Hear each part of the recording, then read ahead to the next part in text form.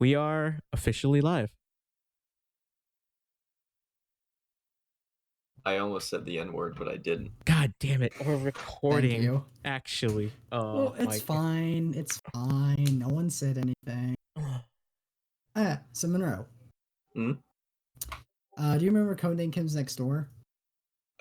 Yeah. Okay, good. Do you remember it pretty well? Yeah. Lunch Lady was my Okay, favorite good. villain. Oh, okay. That's good. Hey, so does the K&D fund child soldiers? Like in Africa? Huh. Because, I mean, think about it. They're fighting against adults, for the most part. Adults and teenagers. Yeah? What if... Yeah, go ahead. What if the K&D's winning in Africa because not many people live into adulthood? No. Hey, man. What if the...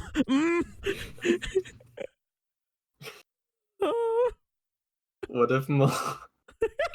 if...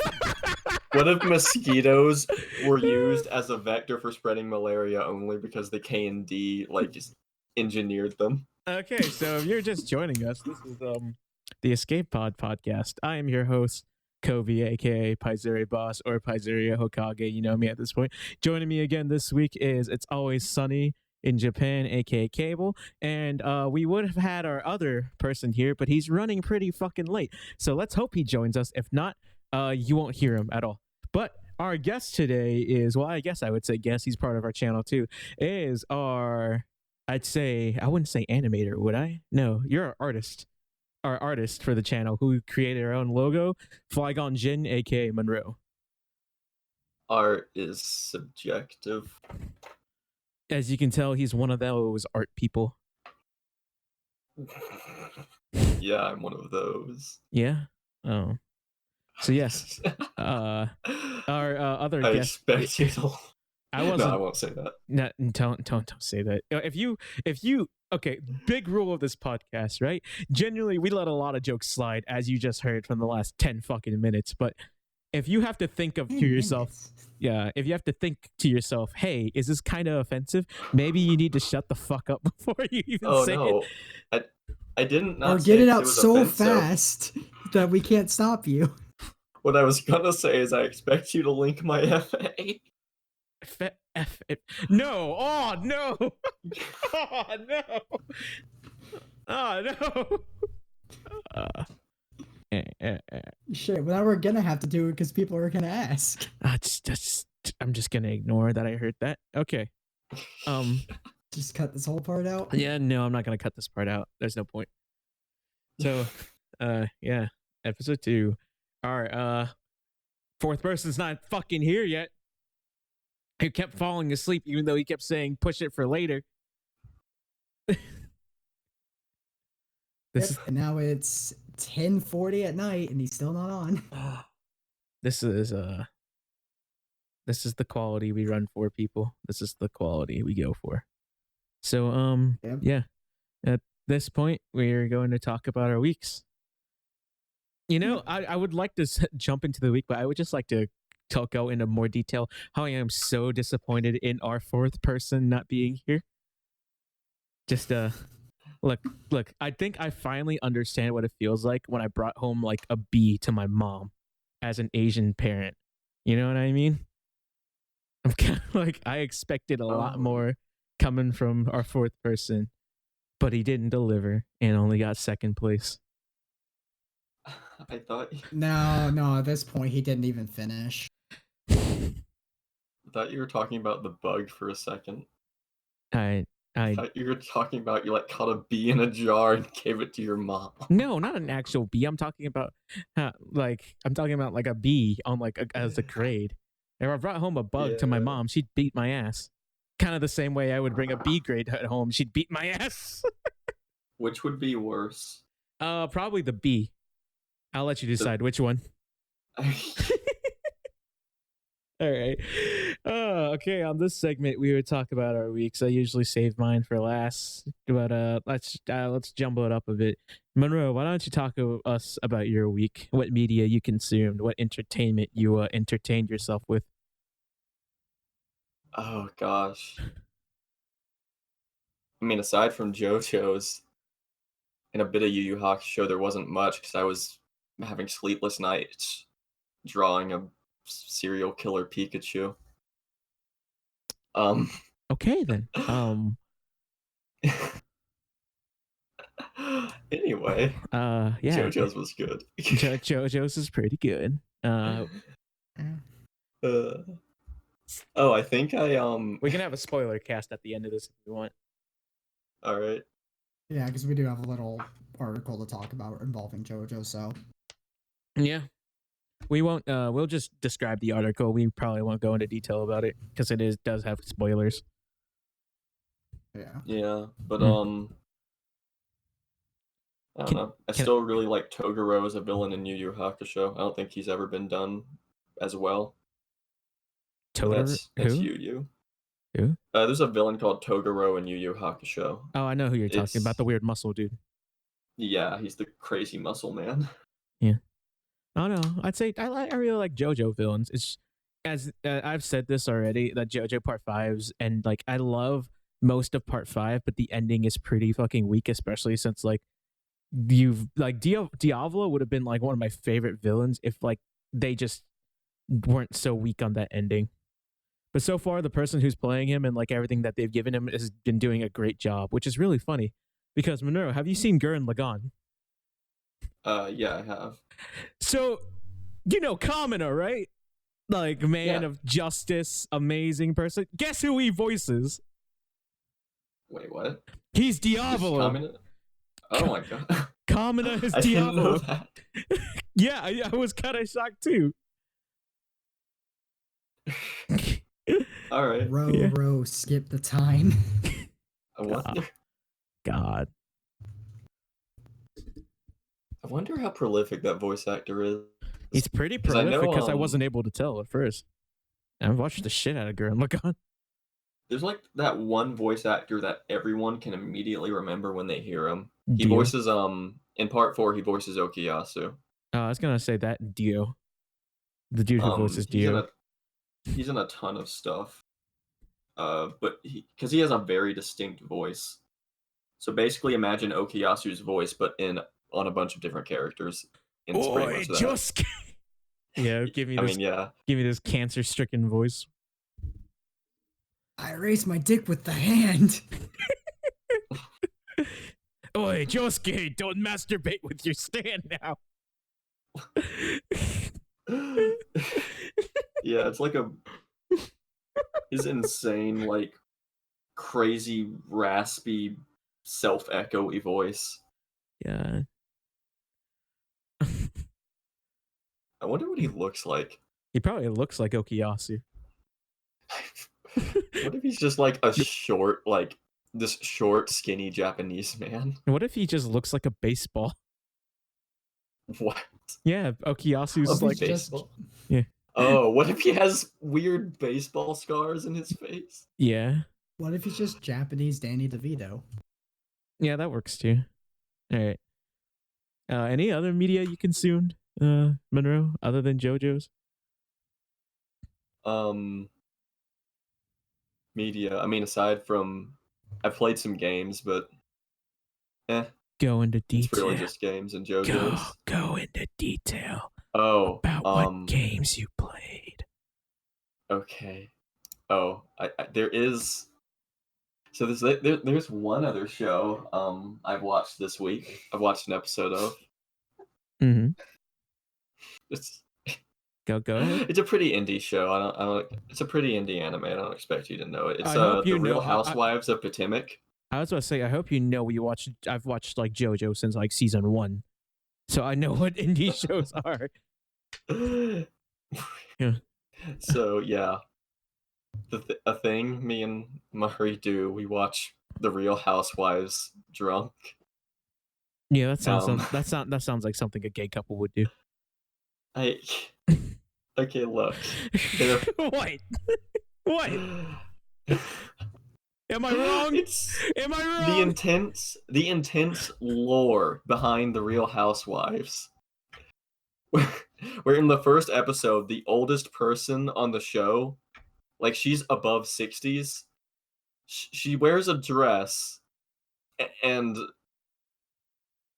okay, so I don't think she was wearing a bra with this dress, so you could see her boobs sagging a lot. And then in the very next scene, they were perked and upright. So we think she got a boob job in the middle of the show's, like, that episode's running. Well, with the word Real Housewives, that's kind of what I'm assuming.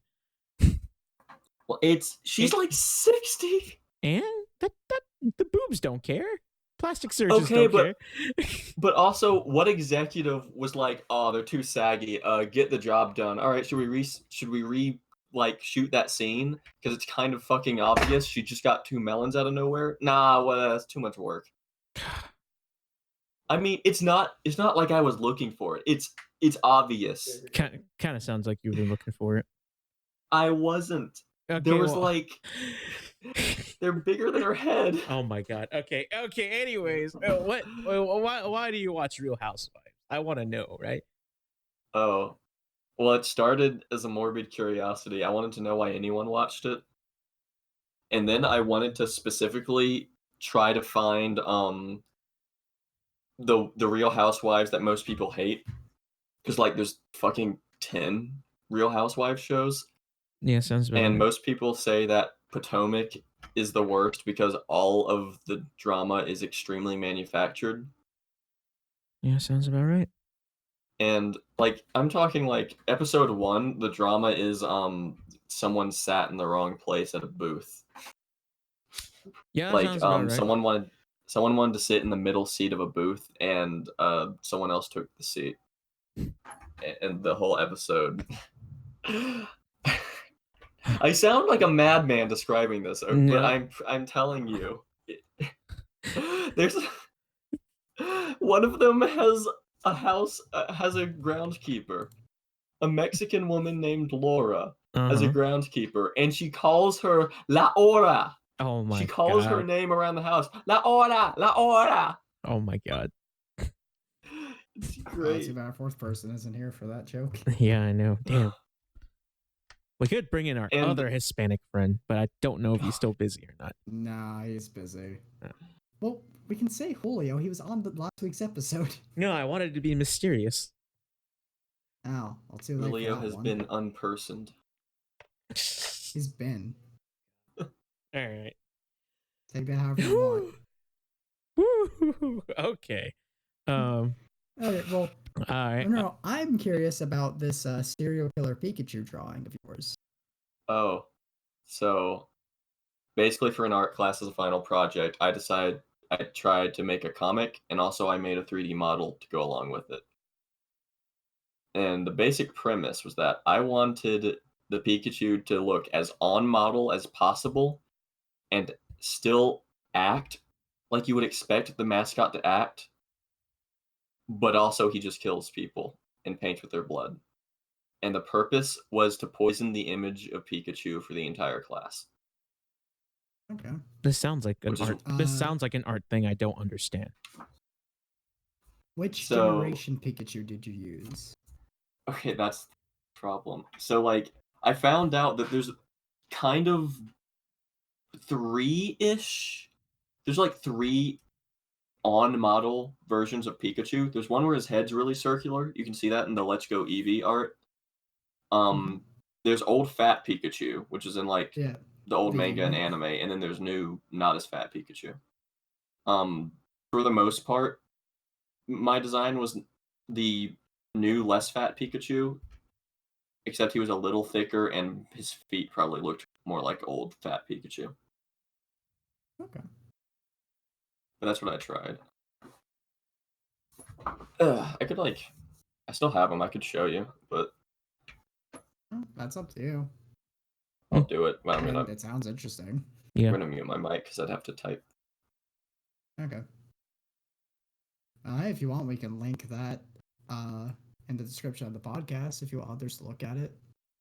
Actually, now that I think about it, hey, Monroe. Huh? If people would like to see more of your stuff, where can they find you at? Oh God. At the bottom of a sewer. So No, Patreon. actually, yeah, Patreon. I don't have a. Well, we can't use God. Tumblr anymore. Yeah, they don't allow porn anymore, which sucks. The only reason I still had a fucking Tumblr, man, I had to find cute, sexy robots on Twitter, live for the funk, fucking. I should probably stop myself right here. No, No, keep I'm going. gonna stop myself. Wait. I need more. Okay, so I just tried to send the.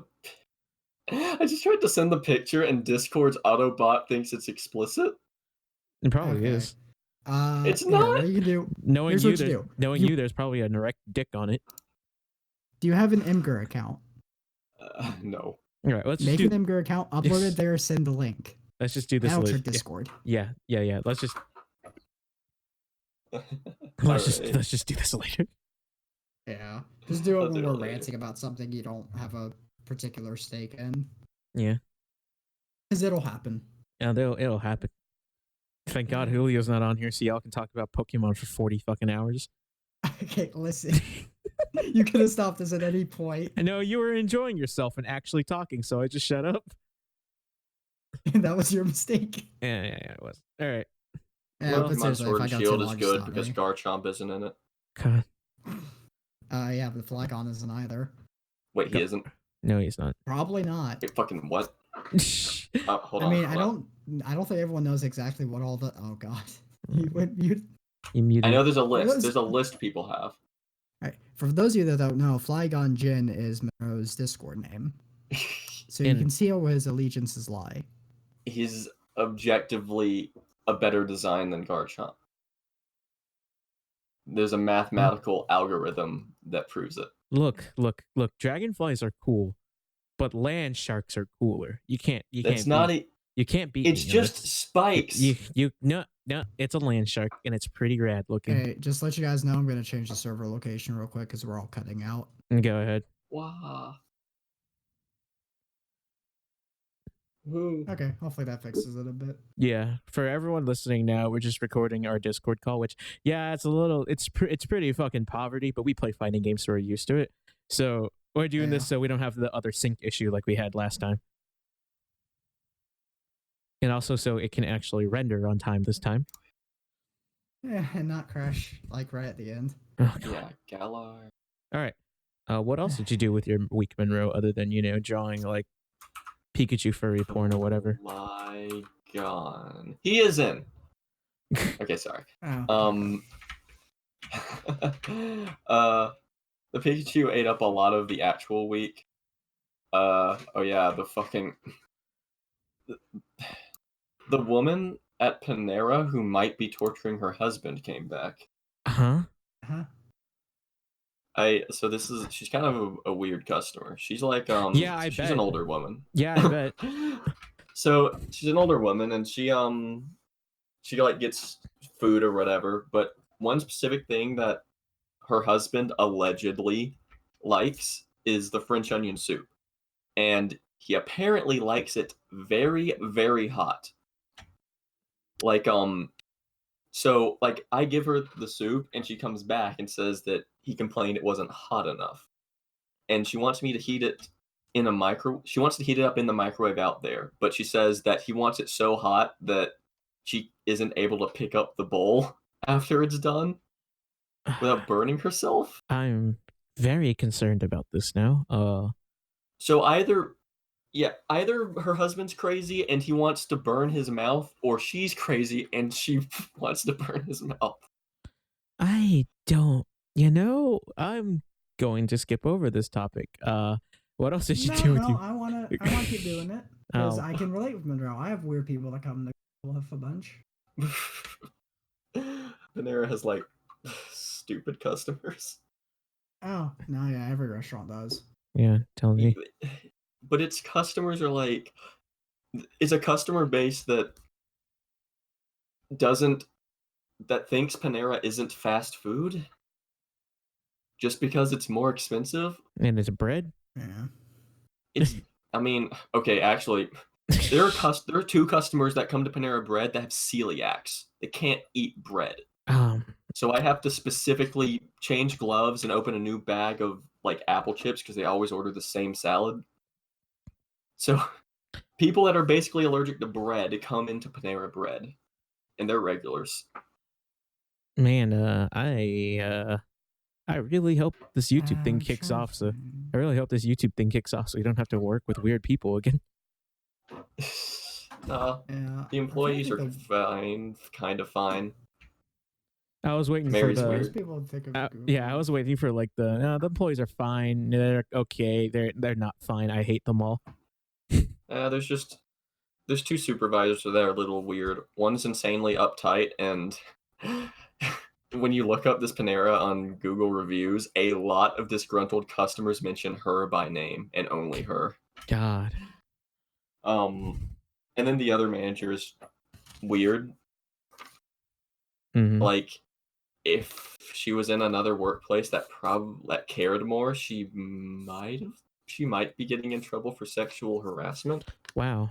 Okay, let's just stop that right there. Yep. This is a Yeah, I cry don't for help. think I've Yeah. quite anyone Yeah. at work. Yeah, let's just There's skip one guy who this. may be preying on women. Okay, okay. Changing subject. Ooh. No, it's alright. She's just Don't make she the just joke. makes a lot of "that's what she said" jokes. That's not sexual harassment. Yeah, no, that's sexual harassment. Like she literally grabs your dick or something. I mean, she'll talk about your dick. Okay, then that's okay. You know what? I'm Yeah. not a lawyer.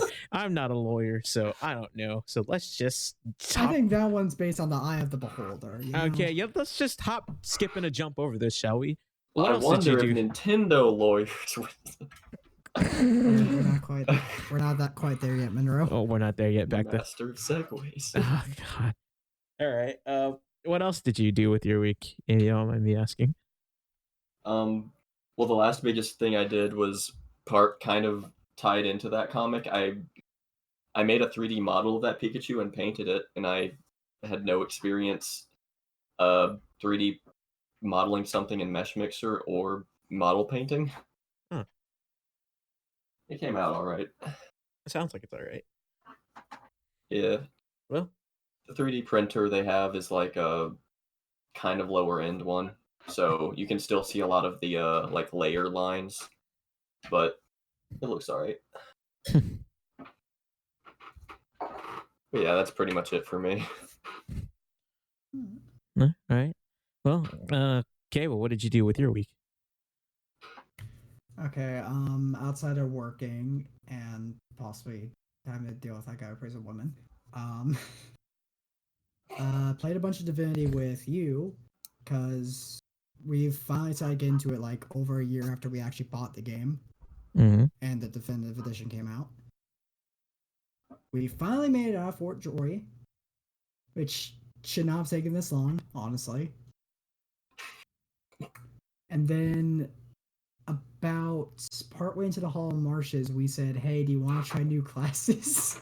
Yeah. So now we're restarting again. That's like my big problem with that game. It gives me so much freedom to the point where I'm like, I want to keep going back and re-rolling a character, which is horrible for D&D. But like, it's still like the game. I'm enjoying the game, so it's not a problem for me. Yeah, and this run's definitely been much better. You know, aside from 2 undead. Oh yeah. Aside from the game possibly fucking up my video card drivers. I still really don't think that was the game. I don't know. Well, we'll see. After this, I'll save this Audacity file, export it, and send it to you, and then fix my shit. Yeah, restart your stuff. Yeah. Yeah, but yeah, that's fun. Hopefully we don't restart again. No promises. Our current build's good. We've only had one death and had to use one scroll, and that was because the AI just hates Lose.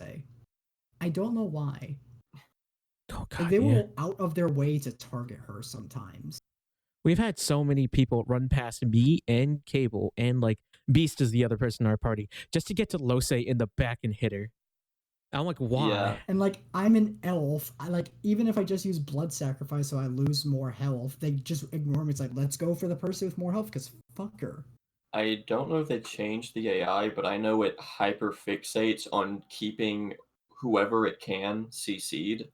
So if Losa has either the lowest magic armor or physical armor, the AI is probably just trying to chunk it so that it can keep her constantly knocked down. That's very possible. She has lower one or the other. I have to double check. Look, if you I don't know if you've made it to this point. There's a point where this isn't really spoilers, but you get at a certain point in the game, you get infinite free character respects. Wow, that's really strong. Yeah, that would have helped to know that we wouldn't have had to restart the whole game. Oh yeah, yeah. You have to get off the island you're currently on, but yeah. And the last one we helped Gareth at the temple, and then we just didn't go any further. Did we kill Gareth, or did I kill Gareth? I don't. No, we helped Gareth. Oh yeah, we helped Gareth. There was no way we would have killed him. Dude was a unit. Yeah, dude, that dude was a unit. Also, we were way too underleveled. We should have died in that fight. Oh yeah, we should have. If you want to be really cool, you could equip the feat glass cannon. Yeah, no. That sounds like a big no-no. That's how I learned how much the AI fixates on chaining CC. If you put on glass cannon, like the AI will ignore your other party members to just keep you knocked down. Wow. Like you can be an effective tank because you're basically aggroing all the AI. We're running like, tank party. You. We're running tank party right now. Yeah, Kobe's a fighter, Beast is a cleric, Lose is a cleric, and I'm a conjurer. It's been working. Like, we've only had the one death. It's been working too well, almost. Warfare is a pretty dang good tree. If you dip into polymorph, you'll be like one of the best like physicals in the game. What's with the just Discord's cutting out a lot on my end. I didn't know if it was hitting you guys too. No, that's fine. Fine for me. Okay. Yeah. That's good. Yeah. Polyfighter is like one of the most common variants because polymorph gives you much needed movement, and also the tentacle slap is kind of stupid. You thought that's stupid? I feel like turning people into chickens is like the strongest move in Divinity. Oh yeah, I forgot that was poly. No, yeah, Chicken Claw is like disgustingly overpowered. Like it is. There are builds that just put one into poly just for Chicken Claw and Chameleon Cloak. Yeah. Yeah, Chicken Claw is really good. Yeah. If for the viewer who don't know what Divinity is, it's essentially D&D, but turned into like a D&D campaign turned into an actual like RPG on Steam. It's pretty fun. There's a specific move that we're talking about, Chicken Claw, where it literally just turns your enemy into a chicken once you get their magic armor down. And they get the health of a chicken, so you just wail on them and kill them. It's pretty fucking strong. Yeah. Yeah. I think and they can't control their movement, so they just kind of move around helplessly while you just beat the shit out of them. Petrify is also gross. Once I realized, it's physical armor, and then I just hit people with it. It's like, oh fuck, didn't know how strong Petrify is. And also any ability that knocks down. Battle Stomp is super good. Knockdown is like probably the best CC in the game, if only because it's like really common. Like a lot of people have a means of knocking down somehow. What was I gonna say? Oh yeah. Fucking one of the weirder but more fun wacky builds to go for is a pyromancer that tries to get over 100% fire resist so that fire heals him. It is possible. It kind of can only come online to be above 100%, like about 2/3 through the game on average. And you just need to take like the trait Demon. I think that's the one that gives you fire resist and less water resist. And most people do it on an undead because while you're at it, why not heal from poison, I guess, since poison's flammable. Look, being an undead's pretty fun due to all the shenanigans, but it kind of fucking sucks when your teammates can't really heal you at some points. No, yeah, the general also that society hates you. What else? Just put a helmet on. I did. They still hate me. Did you take it off in front of them and then put it back on? No, it just feels like society still looks at me weird. Well, when you steal from them, don't worry about that. All right. Yeah. I feel like that game would strive. I feel like that game. I would have a lot more fun as Undead if it wasn't so like. If like it was more okay to be an undead person walking around in the city. I mean, it's basically okay. Until you take off that helmet and then they're like, ooh, and then kill you. Exactly. I mean, if you saw a skeleton walking around and he was like, if you saw a skeleton walking around and he could grow a tentacle on one of his arms, would you walk up and say, "Hey, how you doing? You seem like a fine citizen"? But my skeleton has a cool mustache and an afro. It's obviously friendly. All right. Yeah, everyone's probably just gonna assume you're some kind of witch that grew hair out of bones somehow. Yeah, you got me there. Yeah. What else did you? Does a skeleton grow a tentacle? Dude, how the fuck does? I don't know what I was gonna say. How the fuck does poison heal you as a skeleton? How does drinking milk? How does drinking milk hurt you as a skeleton in that game? You should have the opposite effect. You should give you +2 and everything. Yeah. No, the milk just goes through you and you take damage as a morale penalty. Yeah, what else did you do with your week? Believe it. Yeah, what else did you do with your week? Played some Under Night, participated in an online tournament thing today. Got bodied 0-2 and went in winners and losers side. Oh.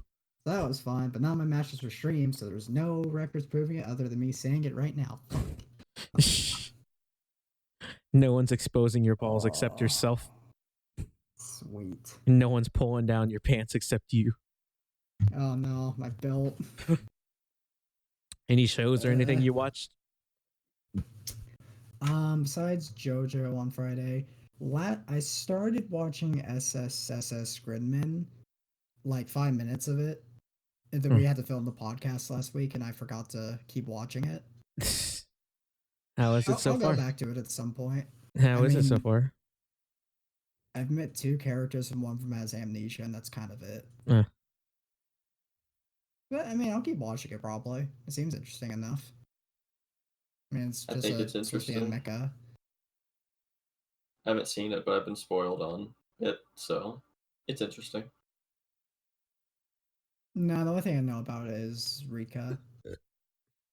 Yeah, for specific reasons. You mean her thick thighs more than herself? Oh God, yeah. You just moved your mic again, didn't you? No, I accidentally opened my drawer. Yeah. That shit picks up everything. Oh, hey, I didn't know this. It is Matt Mercer's birthday. Ooh. Happy birthday. Dude. Happy birthday, Jotaro and McCree, and apparently Jack Cooper from freaking Titanfall 2. That's awesome. Oh, wait. Yeah. Let me look at everything else. He's hit? Oh, that's awesome. Yeah, I can hear it now that I think about it. Yeah, it looks... I think he was Captain America in some Marvel thing. Oh, he was also Fei Long in Ultra Street Fighter 4, it looks like. Yeah? Birthday, dude. I see some Sonic character, and I'm really worried now. Ever stumble upon this? God. What's the name? Matt Mercer. No, I mean of the Sonic character. It looks like Blaze the cat, and I could be completely wrong. Wait, is it a purple cat? What? It's a purple cat, no. But it's a brighter purple. I know it's a. Hold up, someone fact check me this. It's like I know who Blaze is. He voices Blaze is a girl. Yeah. So he doesn't. And Matt Mercer doesn't care. But it doesn't sound like him at all. Yeah, send a picture if you can. Hold up, I'm looking Matt Mercer, Matthew Mercer Sonic. Yeah, wait for which game? Maybe it's for a specific character. Maybe. Maybe it's Blaze in only a specific game. Oh, sweet. He's also Levi from Attack on Titan. Or Levi, however the fuck you pronounce it. You know, see Jotaro. Levi. Oh, he was also... Oh, no, that's going to be topical for later. Leon in Resident Evil 6. Okay, wait. Did you say he voiced Jotaro? Yes, he voices Jotaro. Like in English dub of part 3 and 4? No, in Japanese. Yeah. Oh, yeah, Matt Mercer knows Japanese. Oh, Yeah, okay. I was Makoto completely Shotaro. wrong. I just saw only a bit of it, and I didn't see the rest of the picture. It was SBO the Chameleon. Fuck. Oh my god, that I Oh. believe. Oh, I love that so much. Yo, when are we gonna get another Chaotix game? Oh, shut the hell up. All right. Oh, fuck off. They're better than normal Sonic. I think anything's better than normal Sonic at this point. You don't really have to try hard. Yeah. Shadow the Oh, Mania Hedgehog proved was a it. masterpiece. Oh, you Yeah, shut the when's the hell up. sequel? Yeah, you shut the It's hell up. 3/5 of a hedgehog. Oh, wow. No. Oh, man. Dude, okay. We don't have a full black person on the podcast this time. That joke's not okay anymore. Shadow's not a black person. He's a black hedgehog. He's gotta fight those black aliens. Oh my god. Oh, I wanna get off. Okay, the game did it to itself. Yeah, I wanna get off. I wanna get out of this topic. Remember that? Yeah, oh. Remember that ending of Shadow the Hedgehog where Shadow just kills Sonic? Yeah, for those who don't know, Sekiro Shadows Die Twice is actually the sequel to Shadow the Hedgehog. So the joke is Shadow technically dies 3 times. Oh my god. What else did you do with your week? Well, watch the new JoJo, and then I've been rewatching part 4 with Kristen because she's just about done with it. Yeah. She may have even finished it. But if not, she's like 2 episodes away. It's kind of crazy when you see like David Productions obviously had to like switch around their budget for part 4, as you can see. Towards the end, the quality gets a lot better, and I think the Blu-ray fixes a lot of stuff. But then like you look at something like part 5, you can tell, oh shit, Japan pumped money into this because they liked part 5. Yeah, she's watching the English dub. I think they're using the Blu-ray scenes. That's good. So but to be fair, I miss a lot of the stuff she watched. I didn't see the things like Shinobu dicking around in the room while Kira was writing his signature. Yeah. I had part 4 spoiler. It's too late. It's years old. Yeah, I guess it is actually. It is, isn't it? Yeah, it's pretty years old. Doesn't feel like it. Yeah, it doesn't. But let's just leave other JoJo spoilers in case no one's watched or read anything past part 5. Towards the end. Yeah. Towards the end. Or anything at all. Yeah. Yep. So she's got up on that. I don't know if she's gonna start part 5 immediately. She may wait for the dub, even though I told her it'd be like a year, maybe. Plus. Yeah. It took a while for part 4 dub. Yeah. Well, we'll just have to see. Yeah. Anything else you watched? I feel like I did, but I can't remember.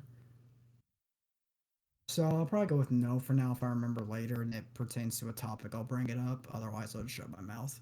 Yeah, that's fair. All right.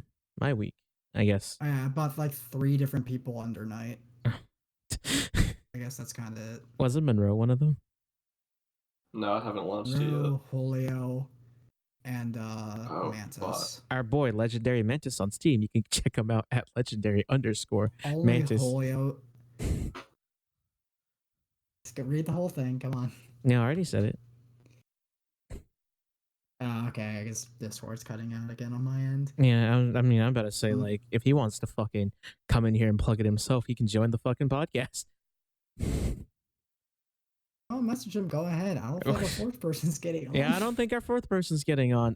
Let me see if I can get him. He probably either went home, fell asleep, or fucked his wife. Probably all 3. He's probably just upset that Garchomp isn't in the new Pokemon.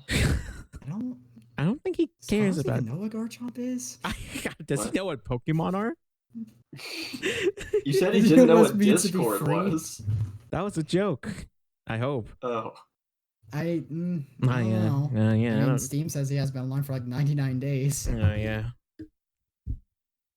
He was like, "Hey, I'll play Siege with you guys. It's a really fun game." Yeah. F. Yeah. I'm happy for him though. He's doing good. Yeah. Jesus, how the fuck is he the most successful one out of all of us? That's kind of fucked up, don't you think? I feel like he stole from us. I feel like he stole from us, yeah. I make a living We need wage. to break his kneecaps. Yeah, you're right. Then everything will be even. All right, let's go right now. Podcast on the road. I'm over here like.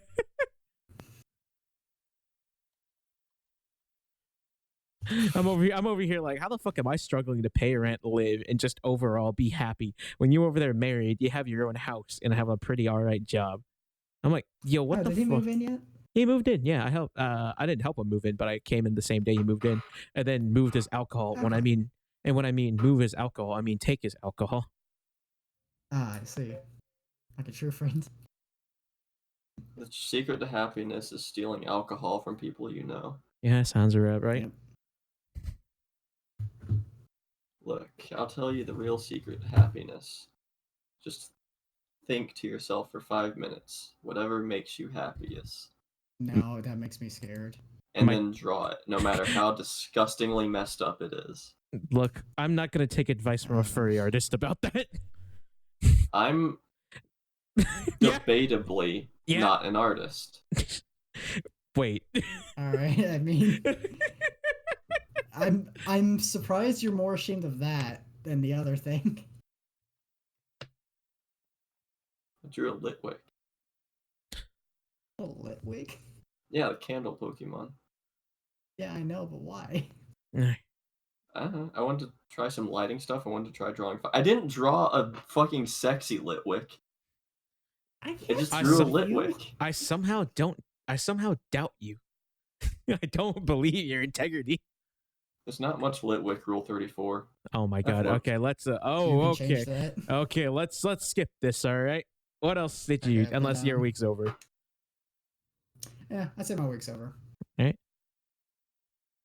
Wait, was I talking about my week? No, I don't remember. Fuck. You started. It's your turn now. I started. Okay. My week. I went to the beach with family back home.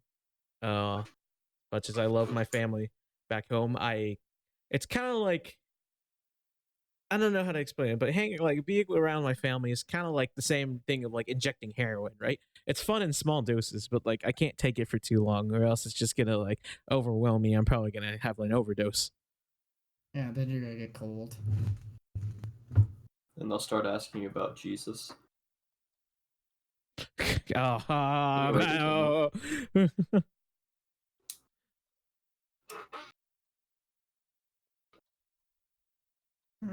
Oh man, don't know about Jesus one.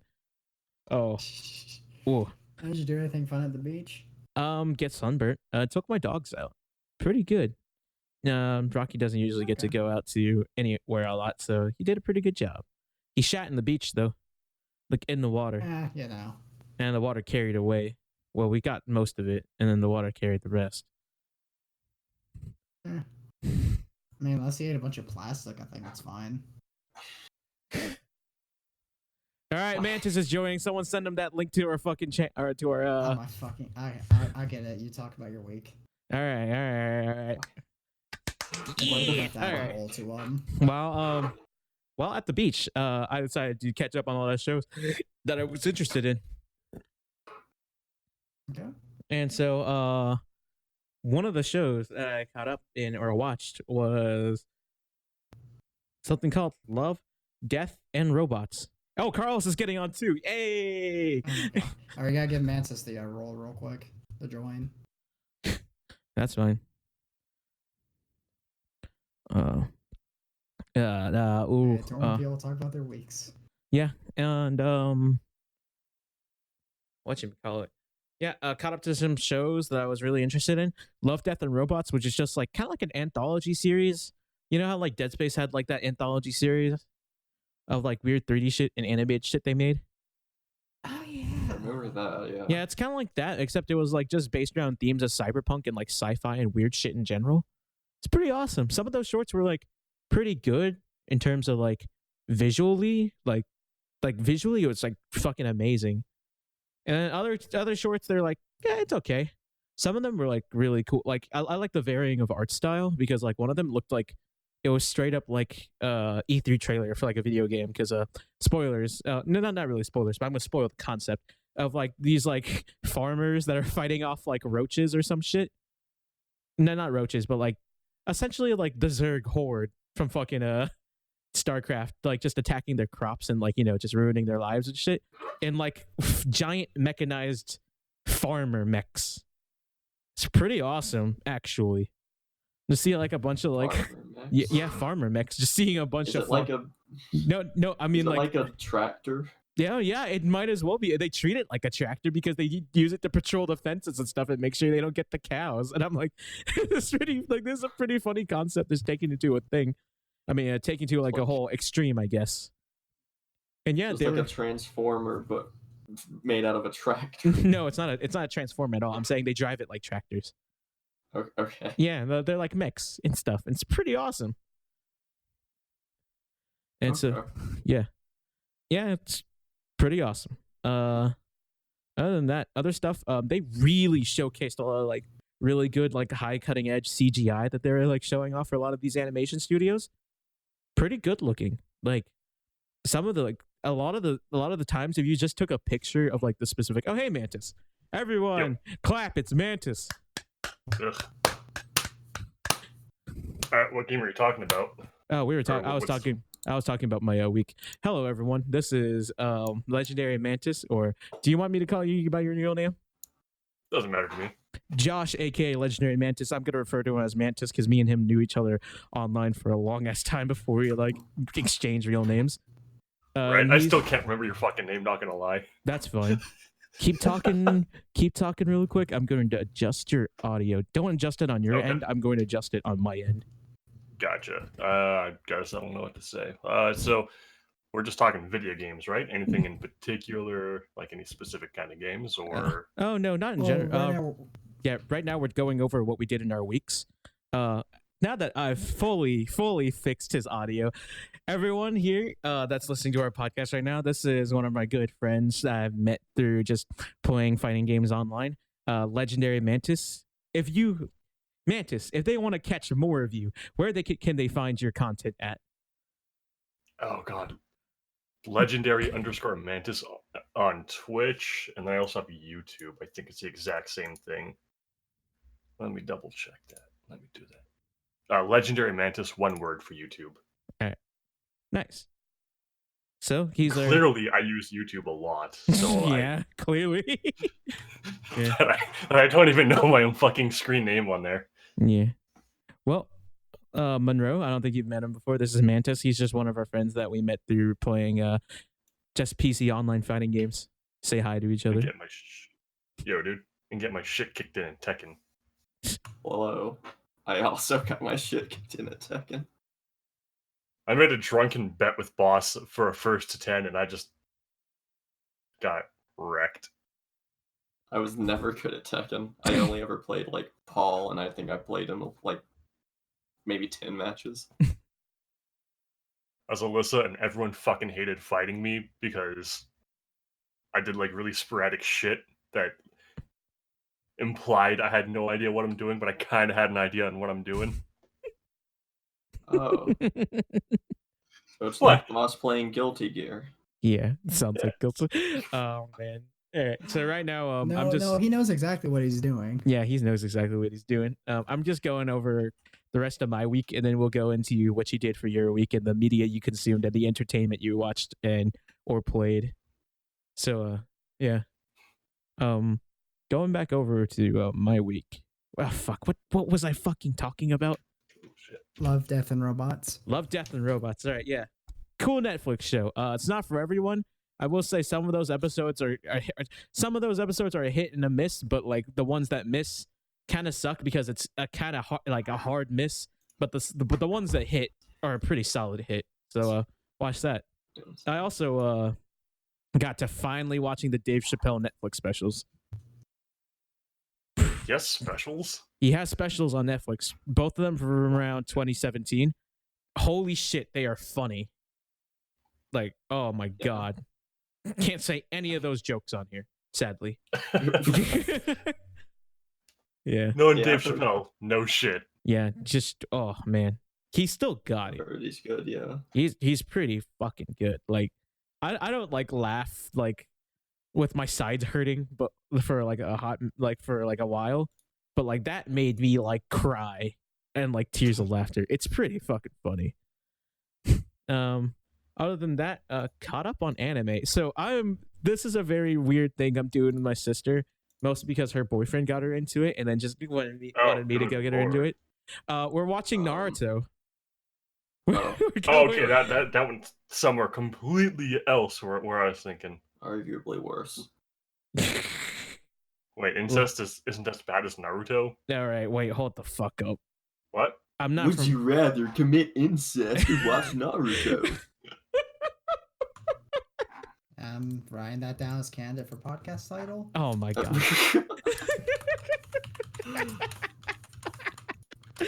Oh man. I'm being harsh. Mute your mic. Naruto... I can hear your typing.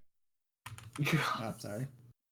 I guess I should ask what's kind of the rating I can go with on what I say?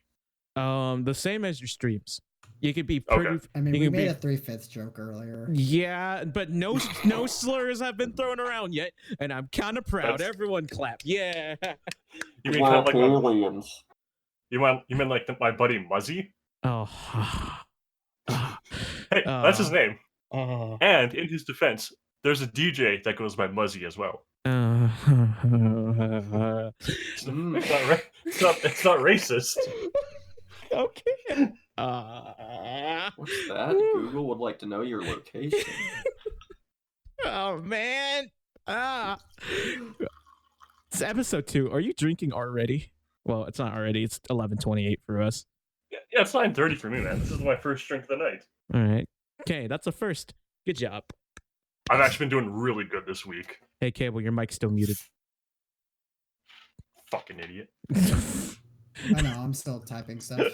Oh, that's fine. Just look it up on your phone or some shit. Why do you think we have phones? All right, back to my week. So it's all about you. No, fucking great. No, it's not. You'll get your week next. You literally missed everyone else's week. We're like 52 minutes into the podcast. Holy shit. Yeah. Wait, we are? Yeah, we are. We've been talking. We've been talking a while. We've been recording this entire time. Okay. I'm just gonna go ahead and finish about watching Naruto. Yeah, I just went back and got back into Naruto watching with my sister because there are some gold moments in Naruto, but also there's a lot of trash you gotta go through to get to those gold moments.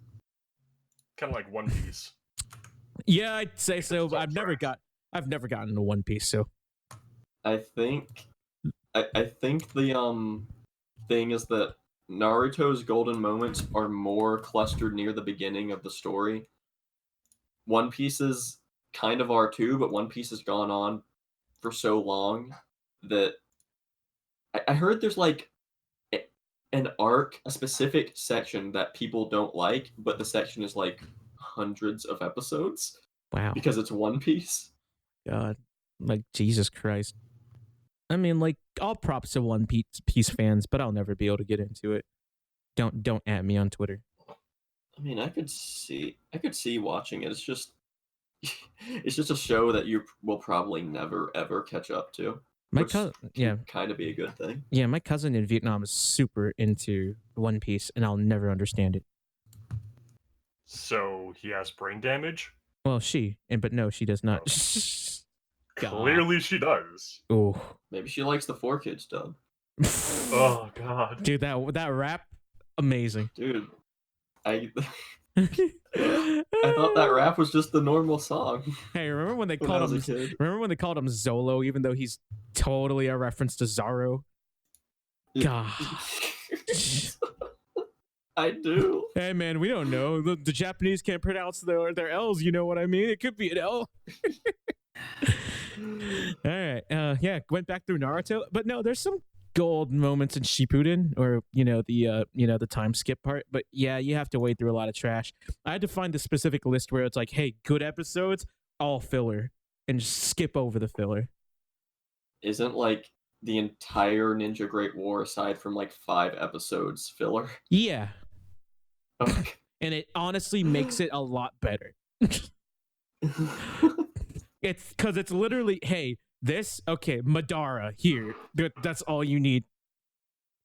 There's some cool moments. Madara, he can throw moons. Yeah, I mean, like, I will say, like, we talk a lot of shit about fucking, like, power levels and Naruto being stupid, but, like, watching that shit animated, Madara, like actually, or Madara, whatever, like being on like the battlefield stuff was actually really well animated. For some reason, they're like, hey guys, we know we haven't put any effort or money into this. It's like, yeah, how about we do that now? And I'm like, but why? Why the fuck not? And it looks so fucking rad. Oh yeah. Yeah. Naruto's animation is like, it's good. It's sporadic though. It's like it could be good and it could be bad. It's because they stretch it out real far. They do the standard like Sakuga thing where they have the base level of meh animation, and then for a cool moment they do something big. But especially near the Great Ninja War, where they just inflate it like crazy. Yeah. The cool moments just get further apart. Yeah, dude. Like, it's kind of like you're just there, like looking at it. I feel like there's someone in the other room, literally with a syringe of adrenaline to shove into the animators that have already been sleep deprived. So they're just like waiting for it, and it's like, not yet. And just shove it into their hearts so they go crazy and animate really well. And then immediately when it's done, they just what's an opposite drug? They just do literally like start shoving alcohol down their throats. Once it's like, okay, you gotta slow down now, and start drowning them with it. Alcohol or morphine? Probably both. Yes, you know. Considering that one dude died during production.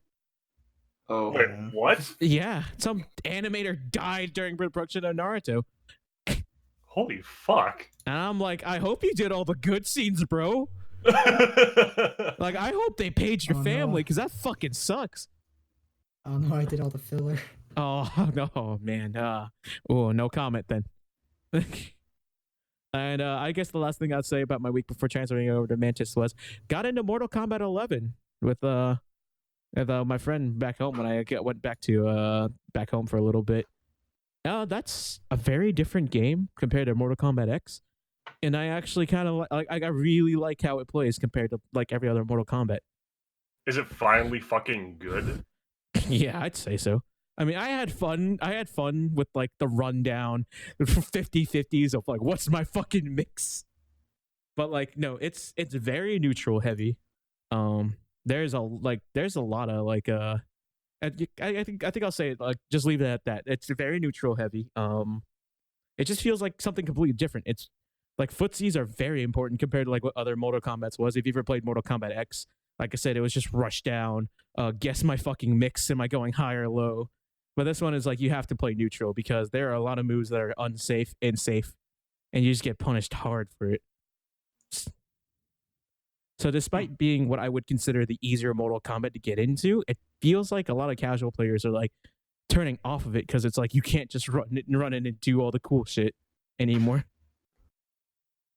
Fair enough. Because there are like really good pokes and shit in the game. Played Geras. I didn't think I'd like Geras, but Geras is probably my favorite character as of now until I try out Shang Tsung.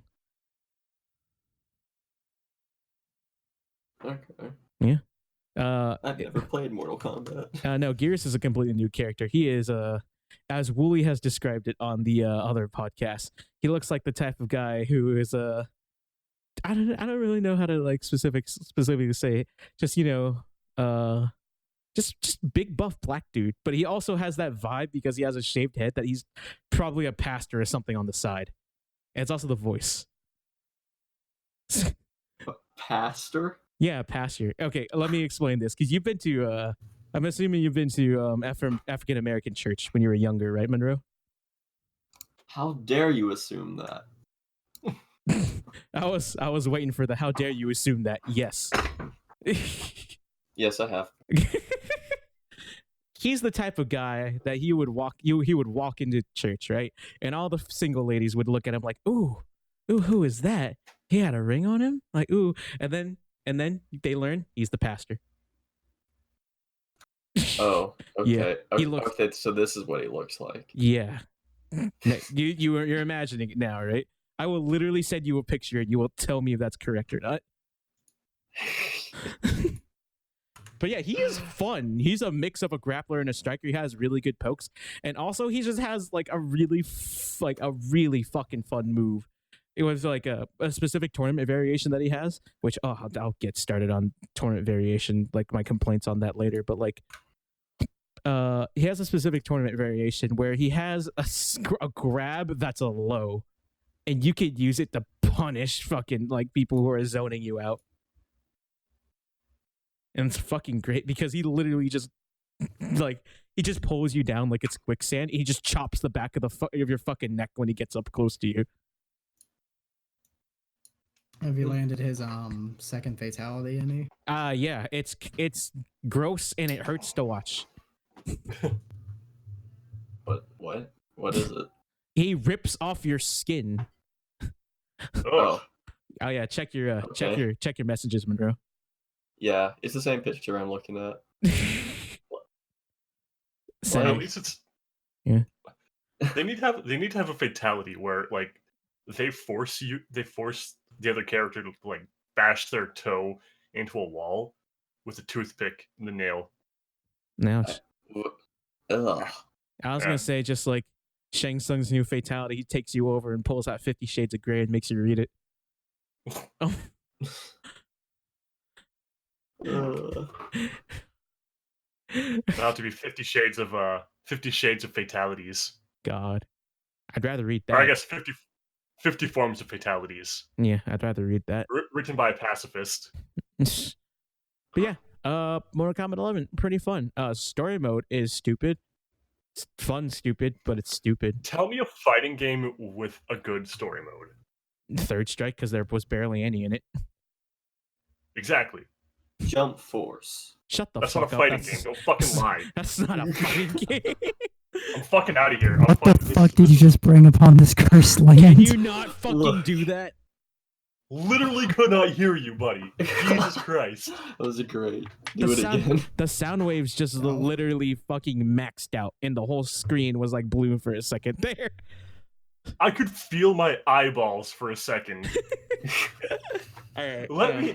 I'm wearing headphones, and the bass on that could make me feel my goddamn eyeballs. Well, fuck. I'm sorry for our goddamn audio listeners now. Well, that's our only listeners. Well, yeah. This is audio, you fuck. Yeah, that is. All right, my week's over. Mantis, tell me about your week. Oh God. I watched. People sent me his fatality. You just watched the fatality? Oh, yeah. It's pretty rough. I told you that.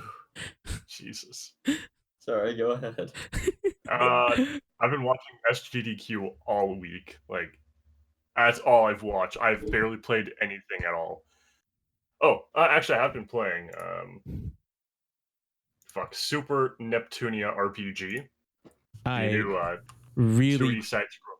I was about to say I really didn't expect to hear that from you. I fucking love the Neptunia games. That is surprising to me, actually. Why? I don't know. I didn't take you for someone who would like that type of anime shit. Dude, I fucking love stuff like even the Atelier series. Oh.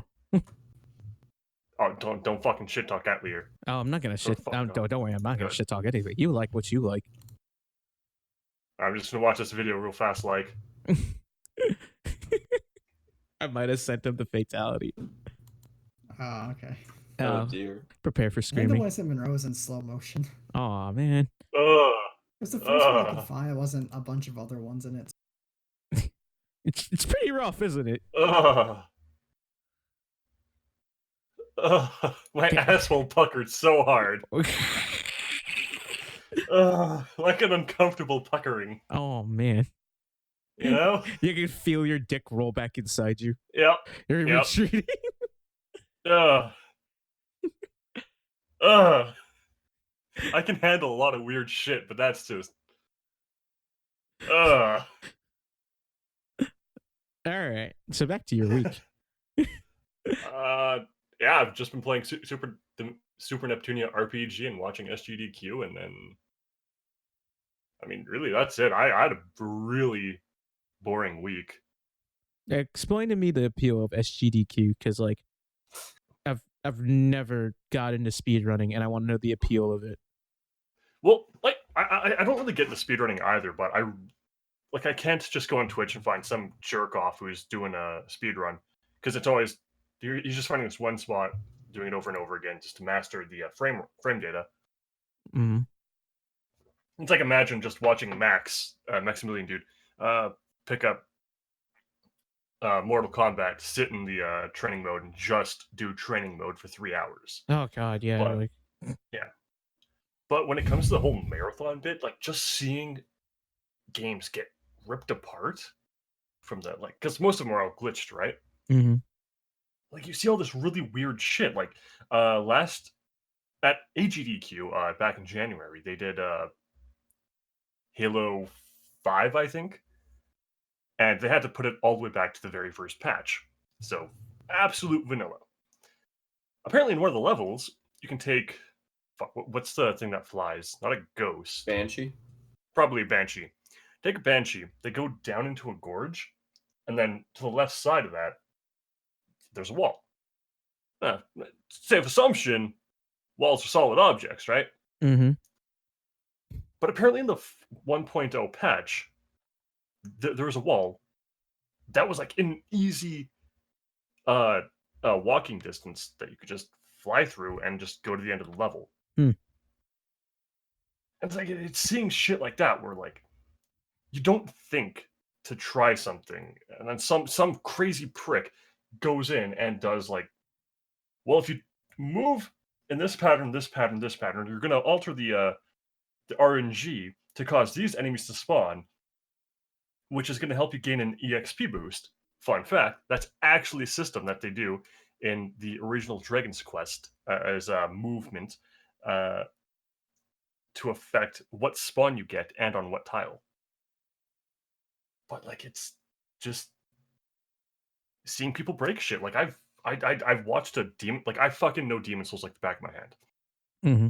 So, like, I can probably beat the game in just under 2 hours, and that's glitchless. But there's this one glitch I never even thought to do. In one of the levels, if you jump off a ledge, you pause, and then you go quit out of the game, reload your save, you're brought all the way to the third and final boss of that area. What? And you skip the other two entirely. That sounds like something that is like a, I don't know what the specific term for people who test games, but I wouldn't say compliance, but like that sounds like something that shouldn't be in the game when it leaves. Yeah, QA, right? Like, yeah. But I mean, that's the thing. Like, I feel like that's one of those, like, it's all these little glitches that not even QA would think of. Yeah, it's like, funny enough, that's kind of one of the that's one of the values of Bethesda games. God. With all of their buggy messes, the speedruns of them are very funny. My favorite is still Oblivion, before the Shivering Isles expansion, where paintbrushes are not affected by physics. So when you drop one from your inventory, they just float there. Now, when you go to what's it called? Fuck, the main city in Cyrodiil. Cheydinhal? No. The main city, like right smack dab in the center of Cyrodiil. I think it's just Imperial City. Yes, Imperial City. Yeah, it's and Imperial City. What you do is, like, you just place a whole shitload of brushes because they float before you install Shivering Isles. They just float. And then if you get high enough at this one door, you go in, like, it's this tower, and you have to go there at the end of the game. You get high enough, and you point at just the right spot on the door at the very top. You activate a door that takes you to the final scene of the game. And, like, who thinks about that? Who's like, okay, we got brushes that float. Let's go to the area at the end of the game and see if we can, like, hop to... Like, you can do this within, like, the first 10 minutes of the game. Yeah. The Fallout New Vegas and 4 speedruns are pretty interesting. Well, I haven't seen either of them yet, actually. I only really watch marathons, and, like, SGDQ and AGDQ are my only times I really watch. There was like a recently discovered glitch with New Vegas where it kind of iterates on a previous one called reload dashing, where you can basically do the trick forever and effectively fly. Holy shit. So yeah, they do that to get all of the they get all of the town checkpoints they need for later in the run, and then they do the run as normal, but it saves like 4 minutes or so off of record time. Man. Yeah, that was discovered like this month too. Okay. I can kind of understand speedrunning now because I can see that aspect in like fighting game terms of like you're watching someone else stream and you're just seeing like someone who like you play your character and you think you know your character because you've been playing in them a lot. You have a couple 100 hours into the fighting game. Then you see someone who's like a professional player of that said character and see them just do disgusting shit or like disgusting new stuff with that specific character that you didn't know was possible. Yeah. Like, that's what I see in the appeal of this now, and I kind of understand it now. Yeah, that's the best way to put it. It's kind of like that, yeah. If you want like a pretty quick speed run that's insanely entertaining with how glitchy it is, like how much you actually just play the game in a way it wasn't meant to be played, the Doom 2016 speedrun is very funny. Oh, yes. Like, it's just clipping and just go point A to point B real quick. You maybe spend 10% of the run actually inside the map. I know. I love that one. God. Holy crap, that was great to watch. Yeah, it's because, like, because it does a bunch of weird things. Like, if you're moving up a slope, it increases your horizontal speed such that it feels like you're still moving at the same horizontal speed, but you're moving up the slope slightly, like, actually faster. There's some like powerful fuckery at work here. Like all this like explanation of like how all this shit but works. Also Doom does a weird thing with physics and your ground speed tied to your FPS. So the strategy is usually have a like double Titan system, stare at either the floor or the sky to get max FPS, step on a specific rock and go flying through walls.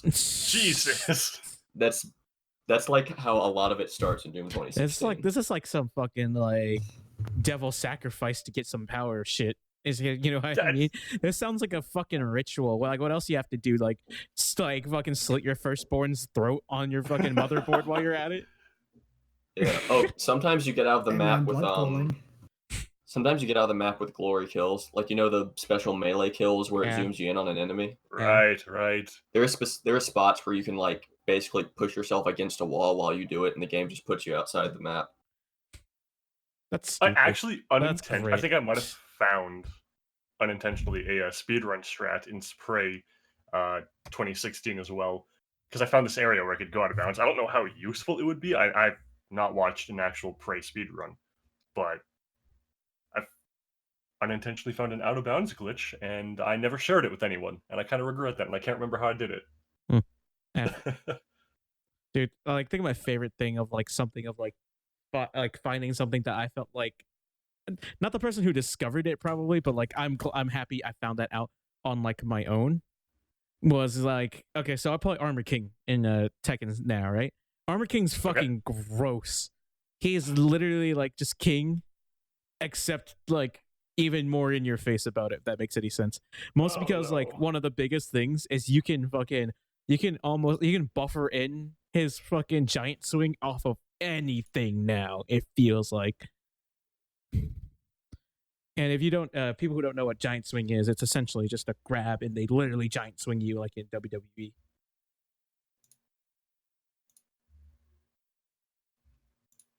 No, I'm just thinking about Skullgirls. Yeah, and like there's literally at first I was like, he has an electric Mantis. He might as well have a fucking electric. Oh Jesus. Yeah, you do the same motion, and I swear to God, if you do the shortcut to get the electric, like you know how there's Wind Godfist, then it's electric. If you do the shortcut for the electric, I swear to God, it's faster. But guess what? The electric can be the electric is like -10 on block. However, you can buffer in giant swing after it. I was running sets at my monthly, and like I was playing some dude who was also, we were doing an Armor King mirror match, and I hit him with it, and I saw him come in, I just giant swing and killed him. He just put down his stick and looked at me like I just stabbed his mother or something.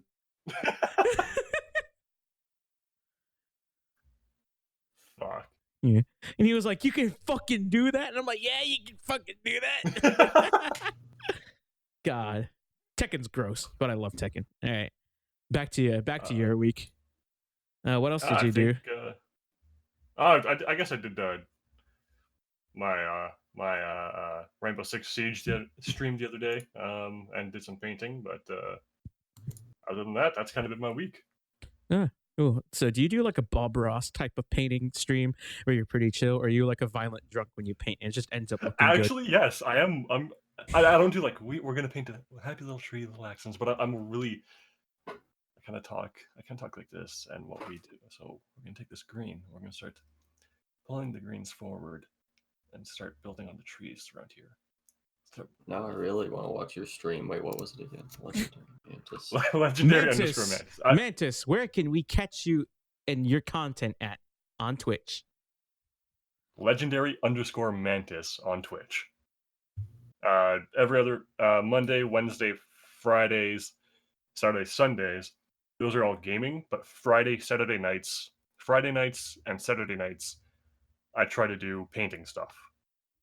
Yeah. Painting stuff will usually happen around 8 or 9 p.m. Mountain Standard Time. Canada time.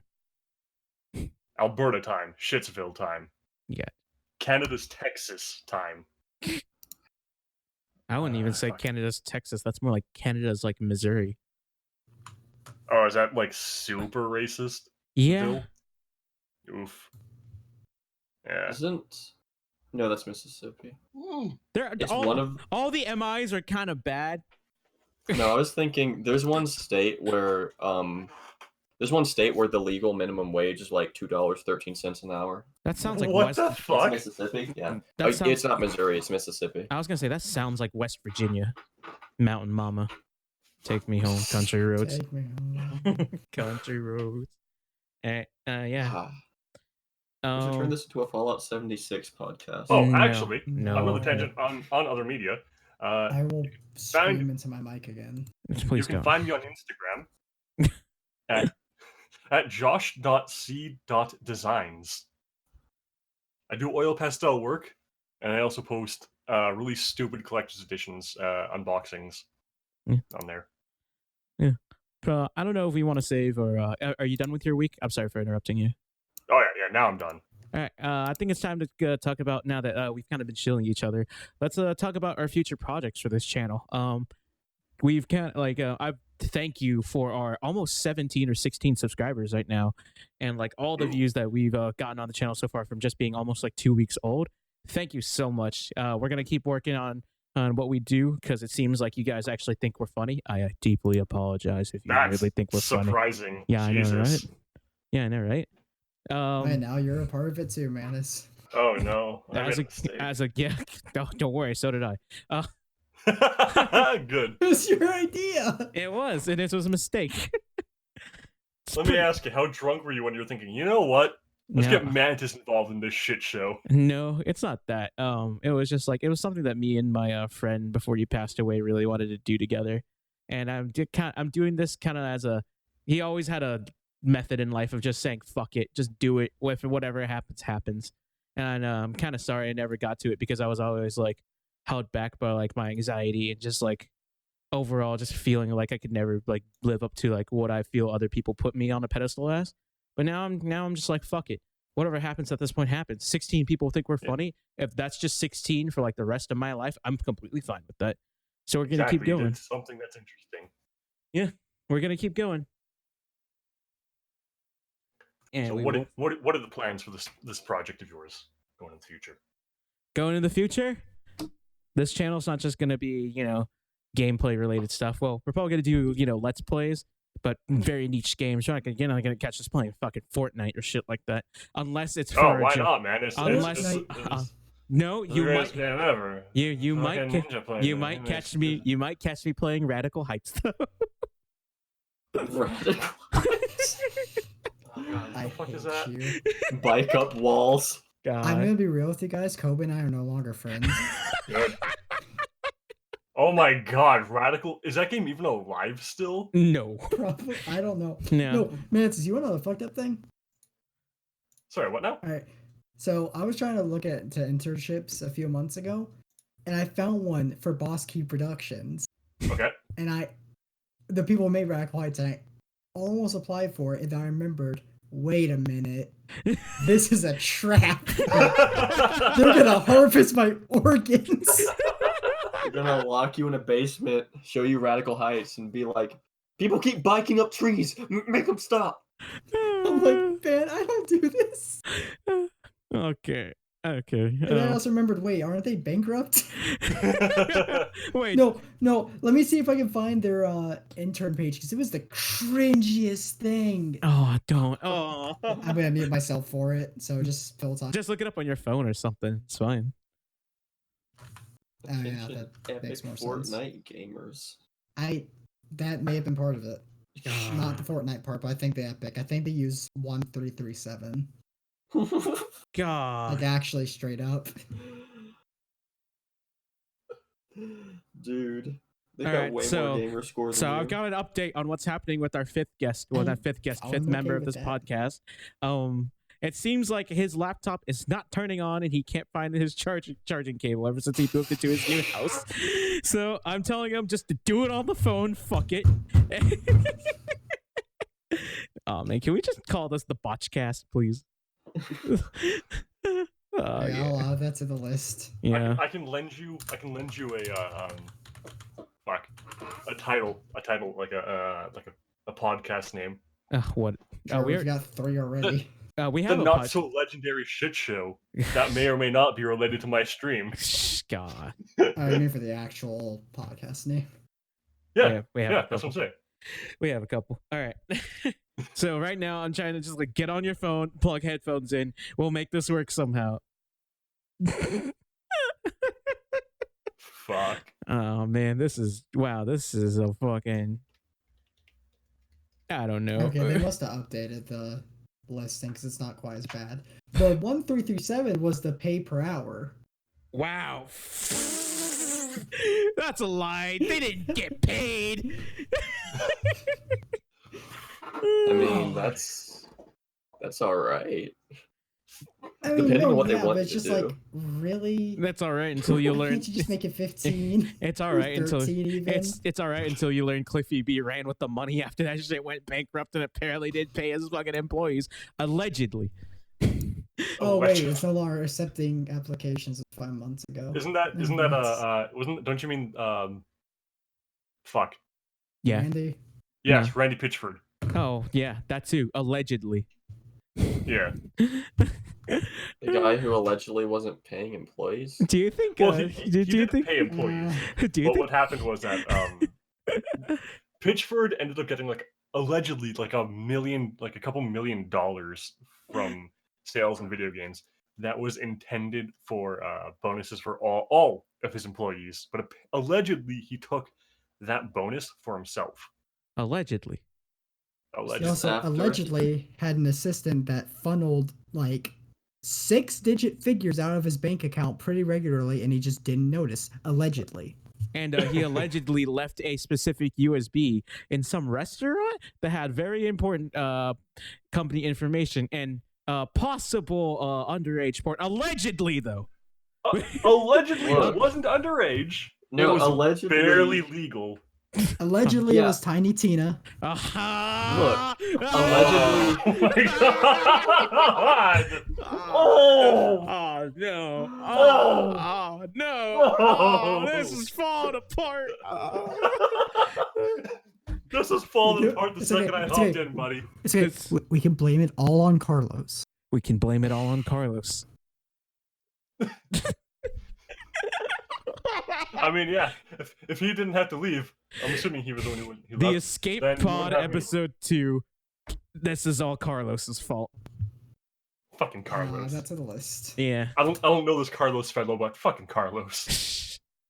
Yeah, that's the best way I can sum him up. Pretty awesome dude, but fucking Carlos. All right. back to when we were back on topic.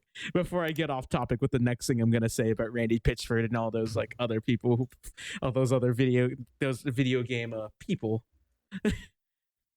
So upcoming projects be coming up. Our first LP is gonna be on the channel. Uh-huh. What's that going to be? What's Are it you gonna willing be to of? divulge in what it is? Yeah. Or are you going to Okay. keep it? It's going to be Don't. Resident Evil 6. Buddy, dude, let me in on this. I'll fucking make this playthrough great. It's me and Cable so far though. Okay, the tears Oh. are gone. The teacher. we gotta start off in the dirt. You know what I mean? Because I feel like that's how we like. That's how Can't we get a nicer patch of dirt though? No, you don't. You don't get that. You don't get that. You see that suburban lawn over there, that white people neighborhood dirt. You don't get that. You don't get that. We going in the forest. I don't even care for that. I'll take the projects over the forest. we go in the forest. We finding the ones with anthills in it. That's the dirt we're going to. The red anthills. Yes. Hear me out. Hear me out. Yes. Resident Evil 6, it's a terrible Resident Evil. Its gameplay was actually half fucking decent. Don't fucking lie. It's a pretty fun co-op game, I'd say. It's just the fact you have to shift through the fact that it's kind of also ruining a pretty good franchise. Yeah. If there's anything else, it'd be fine. Yeah, but it's Resident Evil, and the final boss, one of the final bosses, is a fucking T-Rex. I mean, that's also, pretty the rad. motion blur in that game is like. Oh god, it's bad. Sickening. It's actually bad. We haven't been able to figure out how to turn it off. I hope there's a mod for it. Someone please. So turn what off? Motion blur. The motion blur, because it's not an option. Oh, what? You know, in a game where really you constantly turn around. Yeah. So like, we did the first mission at Krish's campaign, and I actually almost threw up. Yeah, he's got what we call a woolly sickness. Hey. Listen. It's a fucking. What a fucking meanie. Okay, so like from the Two Best Friends Play channel. If for podcast listeners, I just bumped my chest twice and pointed up in the sky because rest in peace. From the Two Best Friends Play channel, there was always a joke where Wooly couldn't play with motion blur because it would make him sick for some fucking reason. So that is Wooly sickness. It shall forever be known as Wooly sickness. So yeah, you know, now that we have our good artist friend, not you, Mantis, our one that actually works for the channel, can finally make us our thumbnail for the videos. I promise I can, but only if I still can't draw people. Fuck. That's fine. You need portraits? We're playing Resident Evil 6. You can see we're not looking for quality.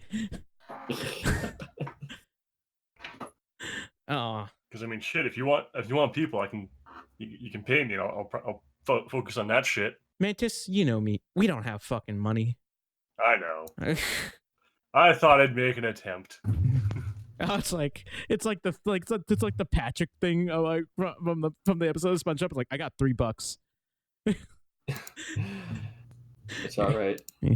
They'll pay me an exposure by not linking me anywhere else. Oh, that just physically hurt me to hear. Oh, all right. Yeah. It's all right. I'm not gonna let them link me anywhere else. So Resident Evil 6 LP. Yeah, I'm linking your Fur Affinity account, and you can't stop me. God, no. No. I've already found I'm not giving it to you. You really shouldn't have used the same username. I didn't. Oh, wait, there's another Flygon Jin? I was actually going to go look that up now.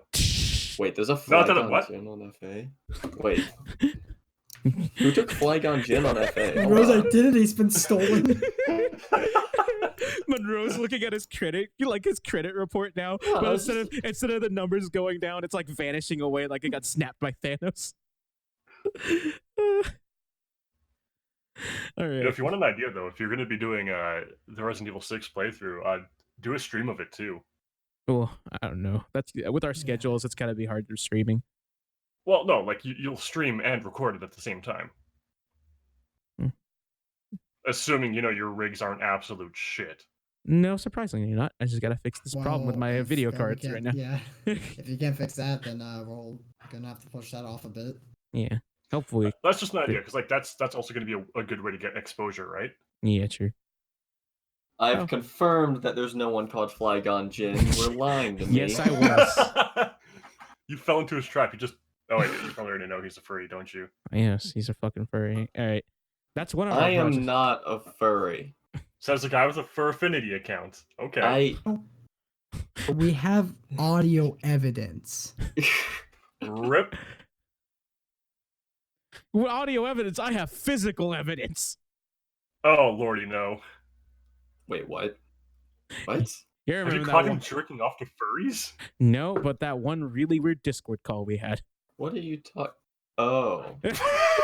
Physical, it's not audio. What? Oh, the sheer terror in the voice. It's like, oh no, that one. Hey Mantis, what's your favorite dragon type Pokemon? Okay, Don't let's say skip over anything. this really quick. All right. Joke's on you. I don't like Pokemon. Understandable. I like good video games, not Pokemon. I fucking went there, buddy. F. No, I'm fine with that. Good. No, that's fair. I haven't been a fan since Platinum. Digimon's better. Fight me. Oh, you're one of those motherfuckers. I see how this is. I mean, in game design, it probably is. Look. I'm fucking sorry. No. Digimon Cyber Sleuth was probably the best Mon type game. It is. I will give you that. Pokemon. No, it is. I'll give you that. I'll also give you the other one up. A lot of the Digimon are more fuckable. What? Yeah, at least a good handful of Digimon. No, absolutely, they are not. You are incorrect. Angelmon, no. Devilmon, Ridamon, I like Ridamon. I like Renamon. fucking Yep, good tits. call I'm on that fucking fucker tits. Impmon. Civil War. I mean, what? I don't know. All I know is Digimon with jeans. Hold up, what's Digimon with jeans called? I don't fucking know. All right. Should we just continue on with the conversation? Yeah, let's continue on. Let's continue on. Other projects we're looking up. We're thinking about doing another fan dub. We're just gonna have to gather up all the other people that were in the previous fan dub. We're probably gonna do a poll sooner or later, but I'm thinking of 3 games off the top of my head. Actually, 2. I forgot what the third one was literally 5 seconds ago. First one, dumb idiot. Metal Gear Solid 2. So that's one I want to fucking do. Second one, Arkham Asylum. We're gonna do a vote on this, whatever we hold the poll for this. That's the main 2 of what I really want to do. And I don't know if we want to get as sauced as we did for the Devil May Cry 3 one, because that as funny as that brought out a lot of funny stuff in it, it also brought out some degeneracy in it. And fucking Raj. Wasn't the third game MK9? Mortal Kombat 9 was the third one, yes. What the fuck? The fuck is this? His name is Gargamon. The fuck? I found him. Oh god, right, this one. If you search Digimon with jeans in Google, Gargamon comes up. God.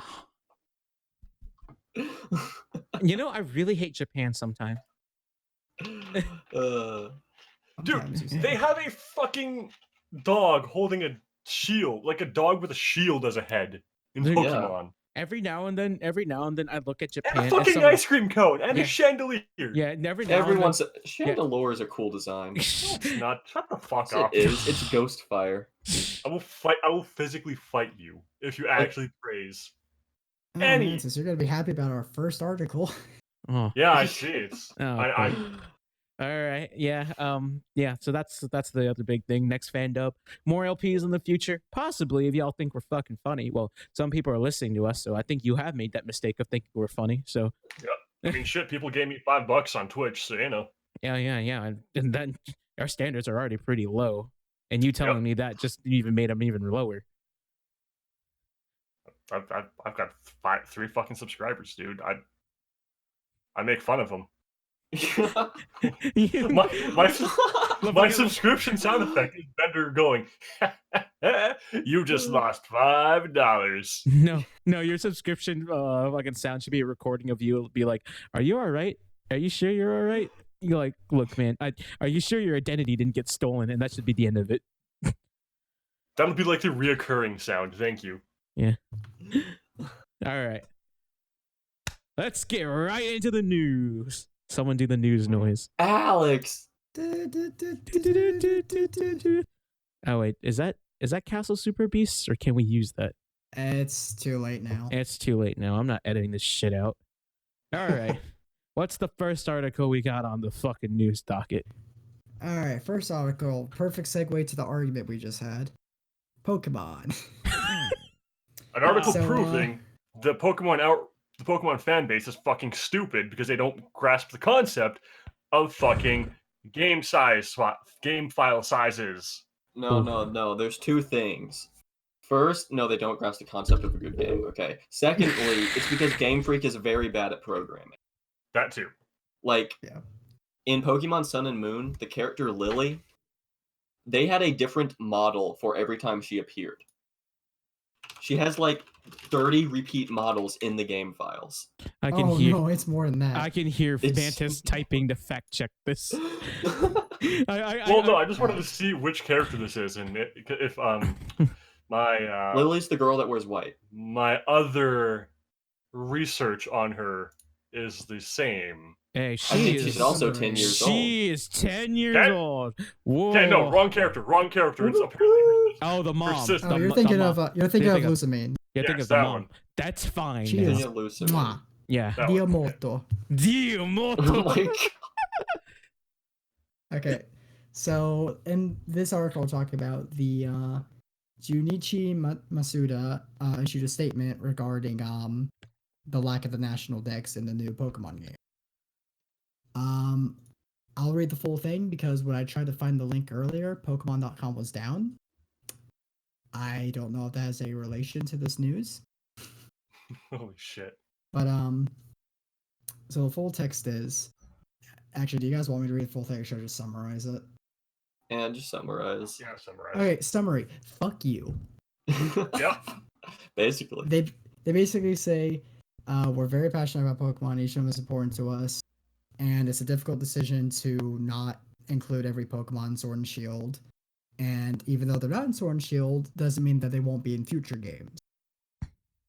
Which is such a cop-out answer. Like, all right, mind if I interject? Right, just got a breaking news from our boy Carlos. Can't make it.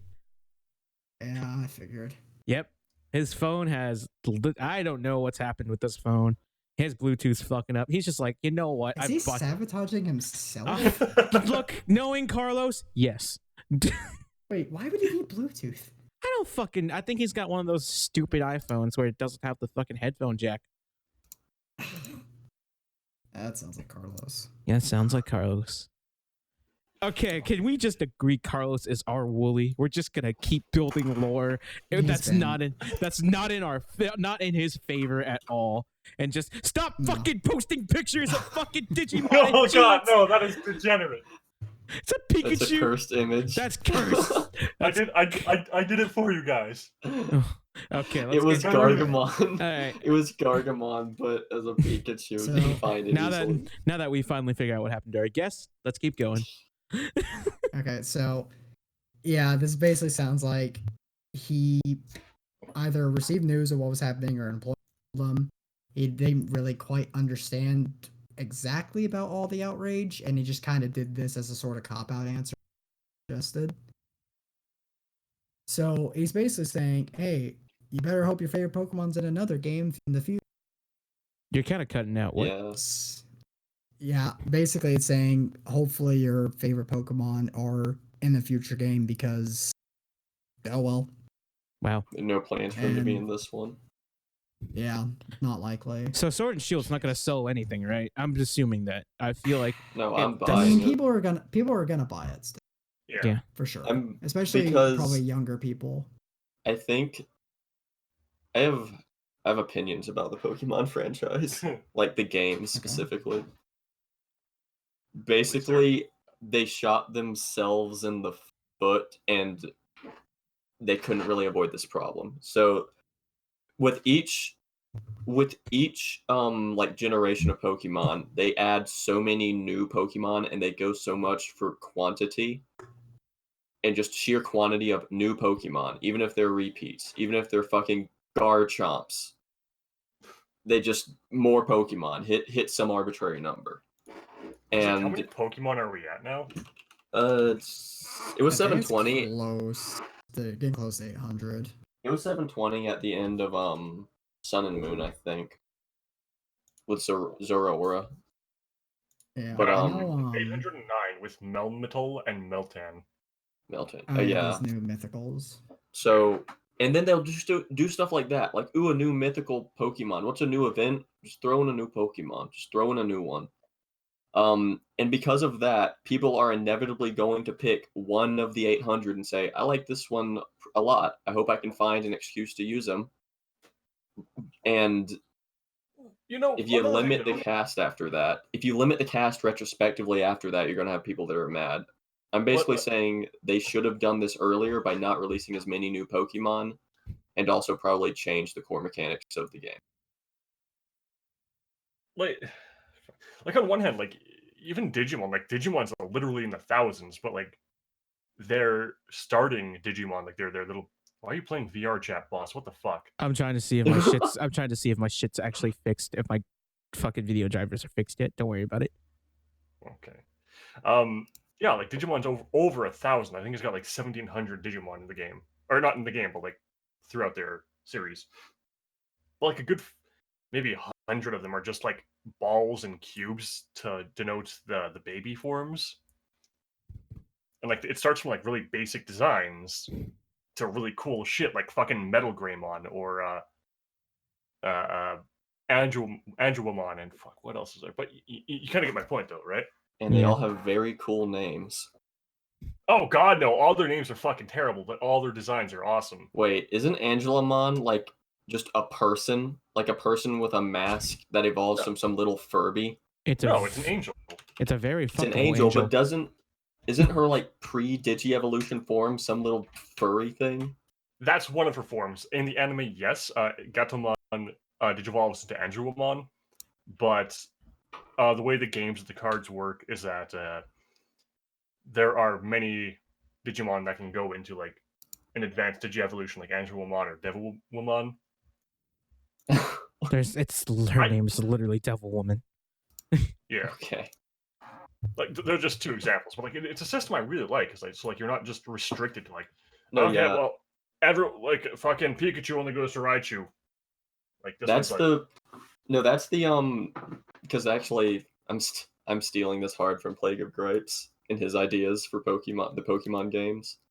But basically, it is insanely restrictive to say, like, okay, someone can have their favorite Pokemon, and if they want to just play the story, keeping that Pokemon, even if it's not a final form, like evolution, they can.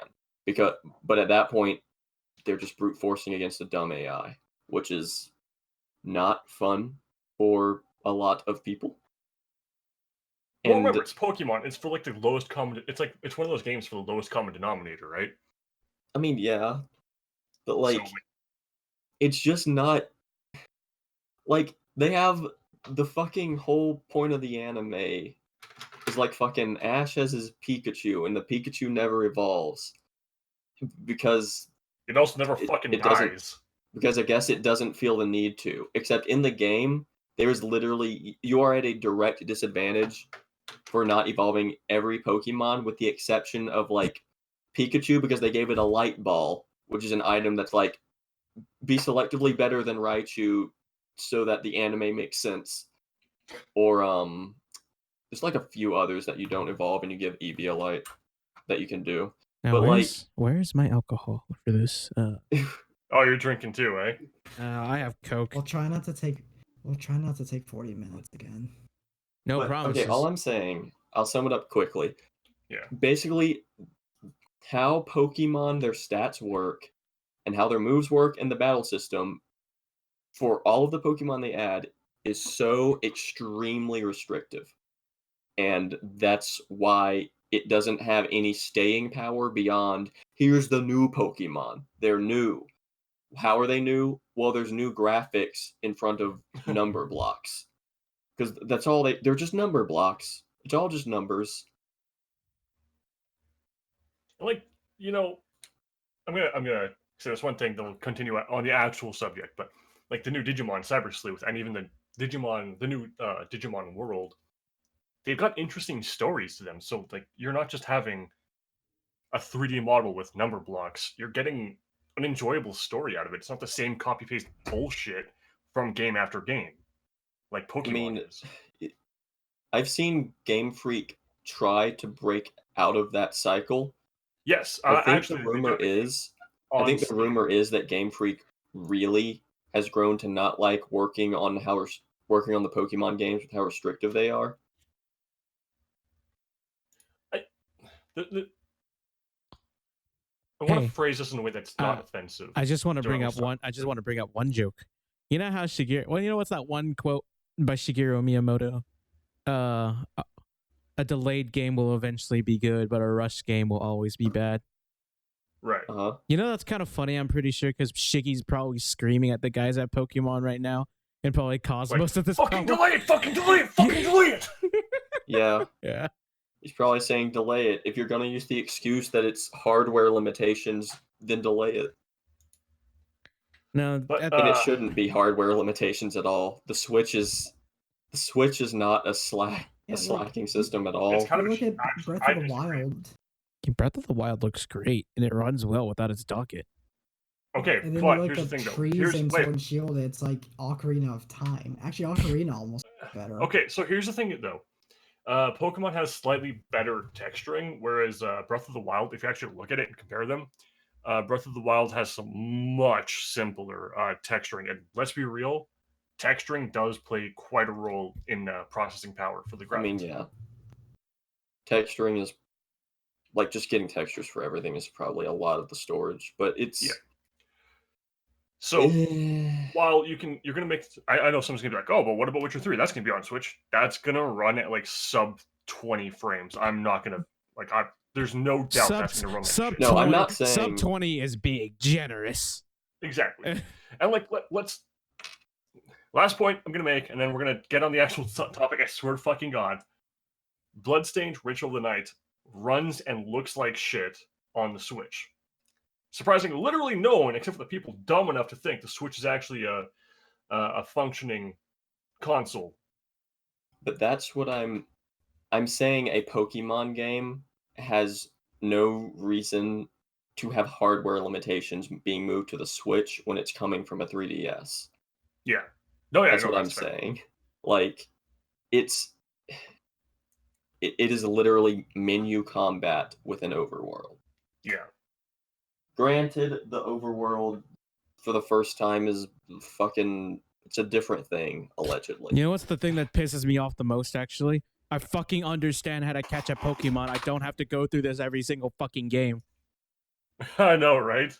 Well, they do that for younger people that may have potentially. Fuck those kids. They're stupid anyways. On the other hand, though, they could. We all know children are fucking stupid. What's stopping them from being like, oh, hey, have you caught Pokemon before? Yes or no? Yeah, they could just do that. It's literally, okay, it's not literally that simple because of programming, but you know what I mean? Like, the idea to implement it is that fucking simple. Yeah. Anyways, so the actual topic at hand, the fact that they're preventing, like, all their current Pokemon, as Flygon is. There's a list. There's a finished list I can share with you of all the Pokemon that apparently are confirmed to be in Sword and Shield. Oh, Pikachu will be there. He has to. Here, it's Cerebi. Now, and you can just control F any name. And this is gonna be a while. Yeah, this is gonna take a while. Let's just. If Mew isn't in this, I'll riot. He is. They'd probably bring Mew as a mythical. Yeah, Mew's the fuck is an Impidimp? Is this a fucking joke? No, some of the new designs are really. Hold on. What the fuck? Impid. What? Someone post me a picture. I'm too lazy to look up it. What is an Impidimp? That's okay. I'm sorry. That sounds like something you called someone else to insult them.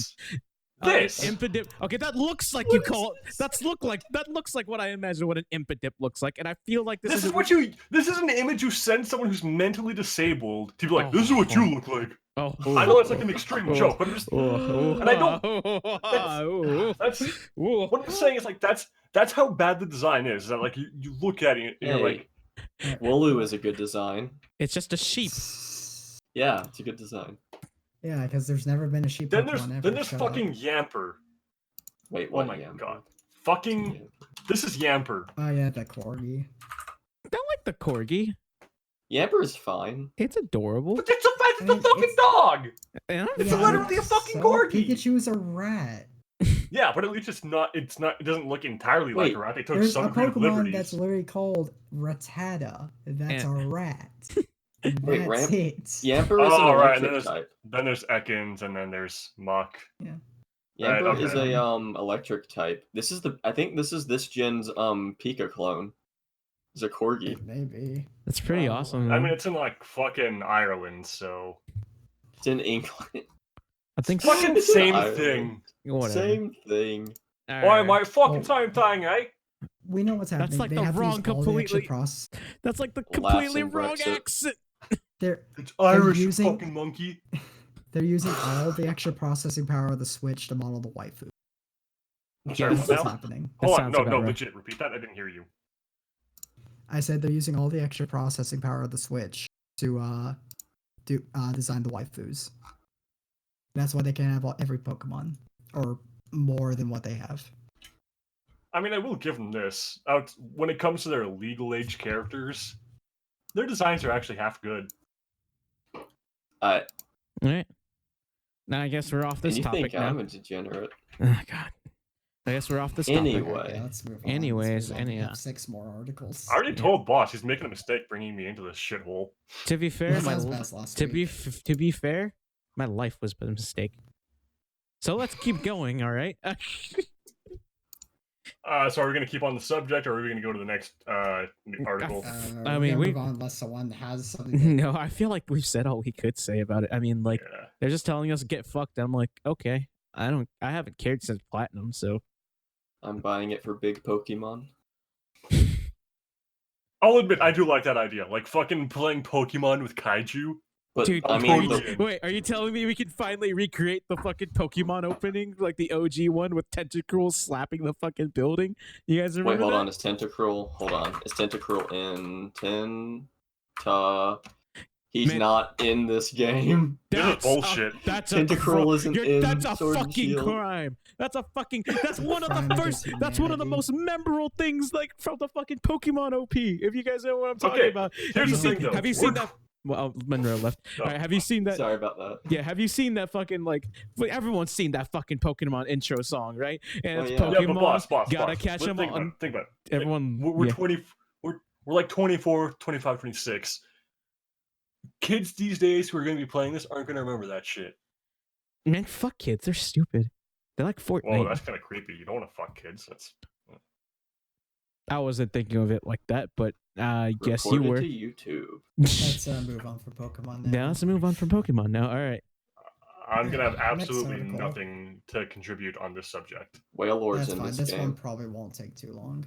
Yeah, because So you it's can Dynamax Wailord. It's Yeah, spoiler. more It's like a report. yeah, it's kind of spoiler, so Alright. we're not gonna go too So, far into it. Slight spoilers for JoJo Part 5. So next week is going to be episode 37 of Golden Winds. And after this episode, they're going to take a 3-week break and combine episodes 38 and 39 into an hour.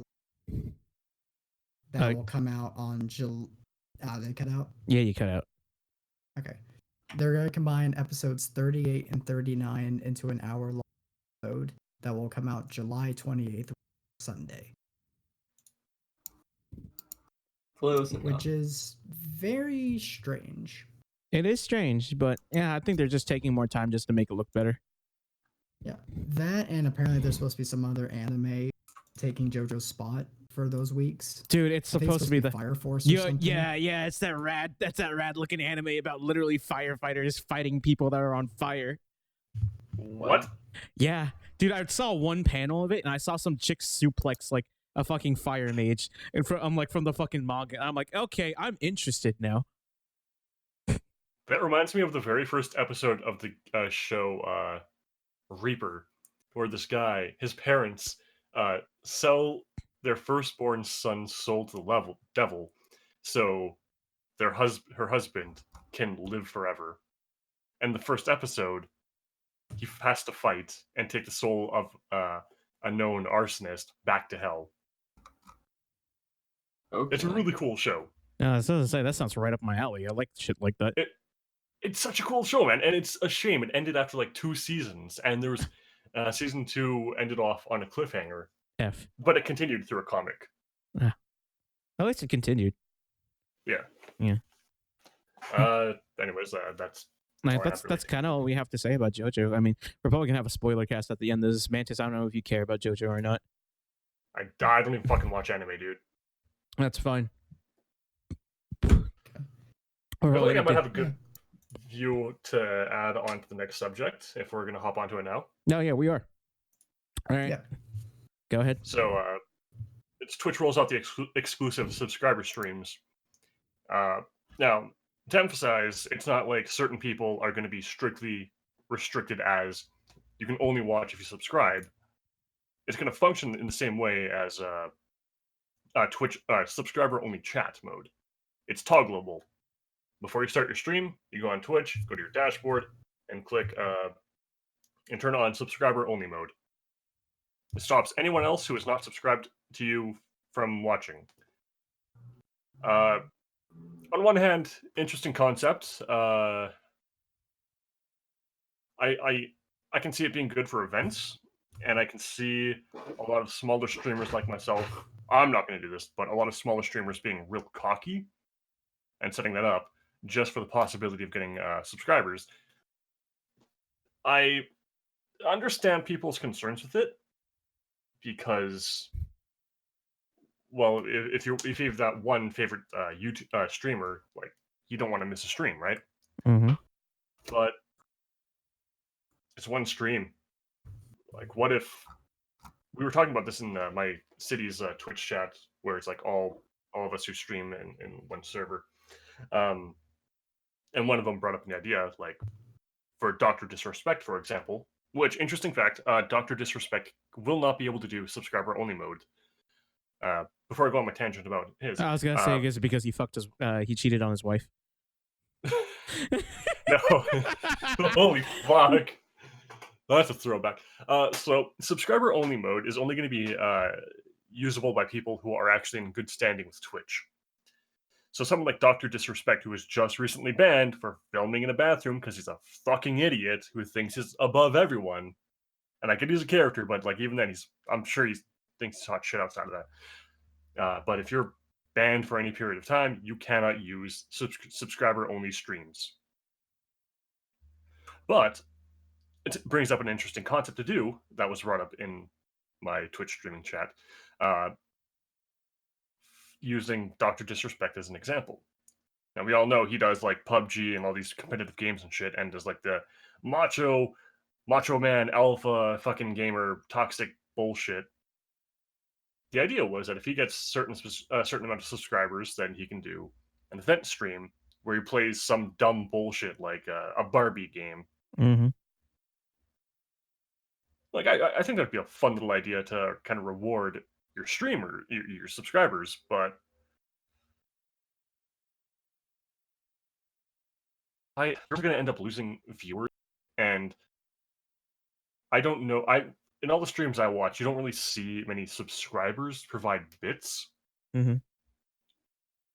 So you're going to be losing out on the people that just want to shove out some money and be like, "Oh, here's some bits," when you do those streams.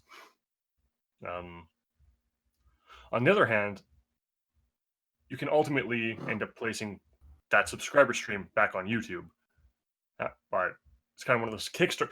Then you can look at Kickstarter as an example here. Like, how many people are going to be like, "Oh, well, I paid for this exclusive DLC. Why are you allowing other people to buy it?" You can then you can do like a poll, like, "Hey, are you cool if we put subscriber only streams up on YouTube like a week later?" But yeah, I don't know. I think all the outrage is I think the outrage is fine, but at the same time, like, at the other hand of it, like, I don't fully understand the outrage as much. I mean, I get where it's coming from, but at the same time, like, I don't watch that many streamers that would do this type of stuff, so it's not like I have a lost stake in it. So I mean, I understand for the people who are outraged by this, but like, dude, I only watch like 5 people tops stream, and that's like moderating for you sometimes, and that's you're not even a mod, dude. No, I'm just there just to read chat for you when you can't. Oh yes, fair point. Yeah, I was like, I either do that for you, or I watch literally 4 other people play fighting games. And no one's going to no one's gonna put on a fucking subscriber only for fighting games. We barely get people as it is. Yeah, exactly. And sorry, Flygon, I'll let you go on your point real fast, but I want to explain.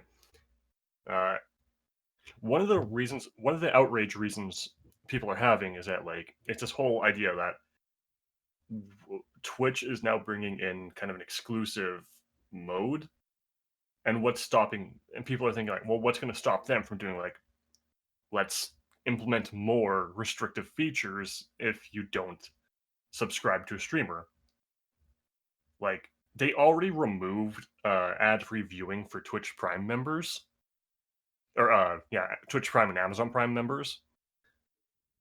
So now you actually have to have like a proper subscription to a streamer to get rid of ads. So people are thinking like, well, what if they do shit? I don't know, like throughout anything. Like, what if they do this to add more monetization? But I think people are really overreacting to that because let's take earlier in the year as an example. Ninja and I think it's like 2 other streamers that ended up having ads run to advertise their own channels. The second people, like the day those were implemented, people fucking threw a fit. And the following week, Twitch was like, okay, we got it. Bad idea. We're not going to do that. What's going to happen, though, is that if there's an event with this streamer, they'll be mentioned in the ad. And people are like, okay, that's fine. That's fine. As long as we're not advertising the actual stream of that person, the actual streamer, like as long as it's the event. Mm-hmm. So I think ultimately, I think this is something we need to look out for. Twitch has a good history of like kind of not being assholes with features. They're terrible with their banning system, but I'm not going to go into that. But yeah, that's kind of my little rant. Well, I don't think many people will use the subscribers stream feature, and for that reason, I think it basically won't cause any real measurable difference in Twitch. I can see some people using it. Yeah. I can see some specifically, but like the people that would use it are most likely going to be very big streamers that do not currently stream every day of the week and would be okay with streaming an extra day just doing a sub stream. Yeah. Or maybe streaming a little longer one day to do a sub stream. Yeah, like I know, like on the other hand, like the concept kind of is also thrown out the window when you consider that there's subscriber only chat mode, and I've heard one argument is that for subscriber only stream mode helps kind of lower the viewership to kind of bring it back to the old days where it's like just you and a handful of people kind of being a little more personal. But at the same time, subscriber only mode for chat is already a thing. Yeah.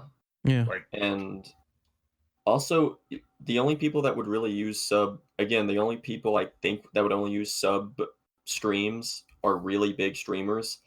Yeah. If Ninja makes a sub only stream, it's not like it's going to be taken back to the good old days where he's just talking with a couple of. But he's still going to have 1,000 fucking viewers in there. He's not going to be able to keep track of chat. What was that joke you made, Cable? I was saying the good old days where he gets to yell at little kids. Oh man, those clips are really rough. But I understand because it was from those days. Ooh. Wait, he yells at little kids? What? No, this was way back in the day. I think it was like just him. It was just like, you've done it. You know what I'm talking about. When there's just some fucking. Dude, I do it on. Well, I don't yell at kids, but like even that's when I'm a fucking Siege, lie. That's a fucking lie, and you know. I've never yelled at a kid on Siege. Let me just bring up evidence.zip really quick. Okay, if I did, I was really drunk when I did it. Mantis, what I have done is I've made fun of kids while I was playing Siege. I've never yelled at the kids. I've made fun of them and just kind of muttered under my breath, "Fucking kids." Wow. I've never yelled at kids. You should have made friends with them. I actually have, and I regret that because two of them are in my server now, and they're not active, but it's fucking. I was streaming one day, and like this guy comes in, like, "Hey, you got room for one more?" I'm like, "Yeah, okay, sure." Bring him in, and it's like, "Hi, my name's Timmy." It's like, "Oh, fuck, you're a goddamn kid." And like, I wasn't sure he had the stream open, so I didn't want to go like under my breath outside of Discord. Like, God, it's a fucking kid. I fucking hate this so much because I didn't want to offend him, and like he was.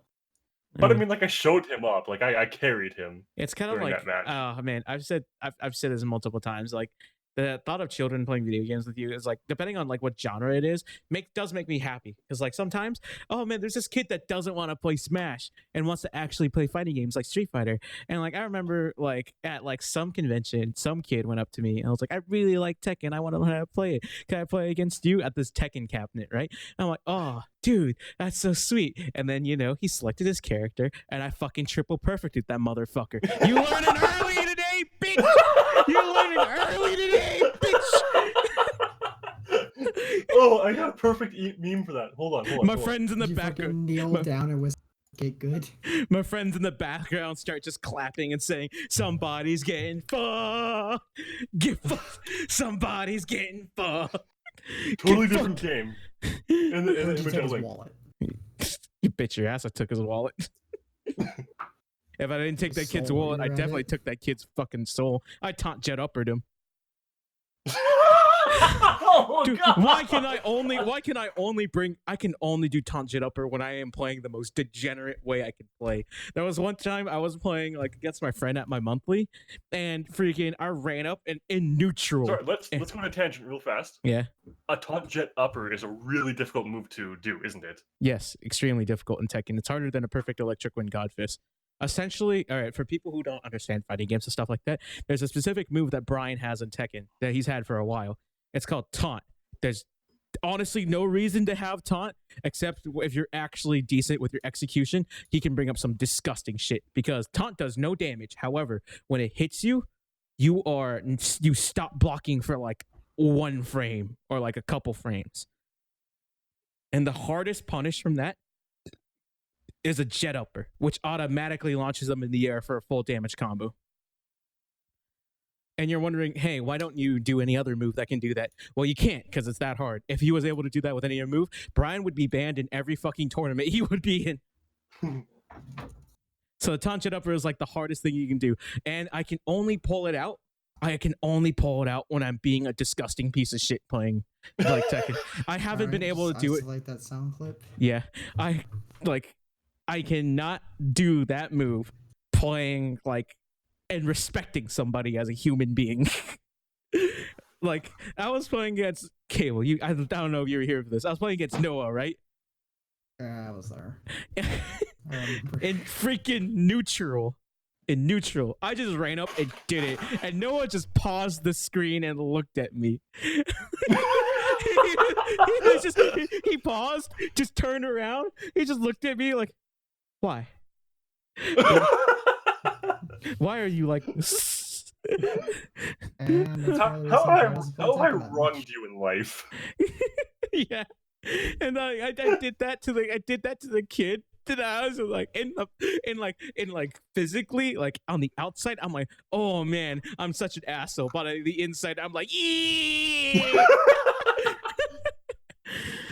Get Kobe. God. Oh yeah. All right, now let's get back on topic for news. Where the fuck were we on this whole subject again? We were talking about Twitch rolling out. We were talking about kids on stream and how like certain whatever. All right, back to now that we're kind of done with the Twitch subscriber stuff. Let's go to the next news. The Final Fantasy 14 coming to TV with a live action series. Yeah, I think it's probably going to Netflix. The exact same studio that's doing The Witcher live action. Which I'm over here like, I get it, Netflix. Castlevania was a hit. You gotta chill though. Dude, we still got one more season left of Castlevania. I know, right? Like, it's so good. We probably got more, man. Yeah. That thing was Dude, the second Bloody Tears fucking played in that one episode in season 1, I so fucking good. Lost my shit. So good. However, season 3, I hope it's Symphony of the Night. The way it's being built up, it's not going to be that one. It's going to be, one sec. Is it going to be Simon? It's going to be either Curse of Darkness or Lament of Innocence. I think it's Curse of Darkness. Yeah, I'm fine with Curse of Darkness.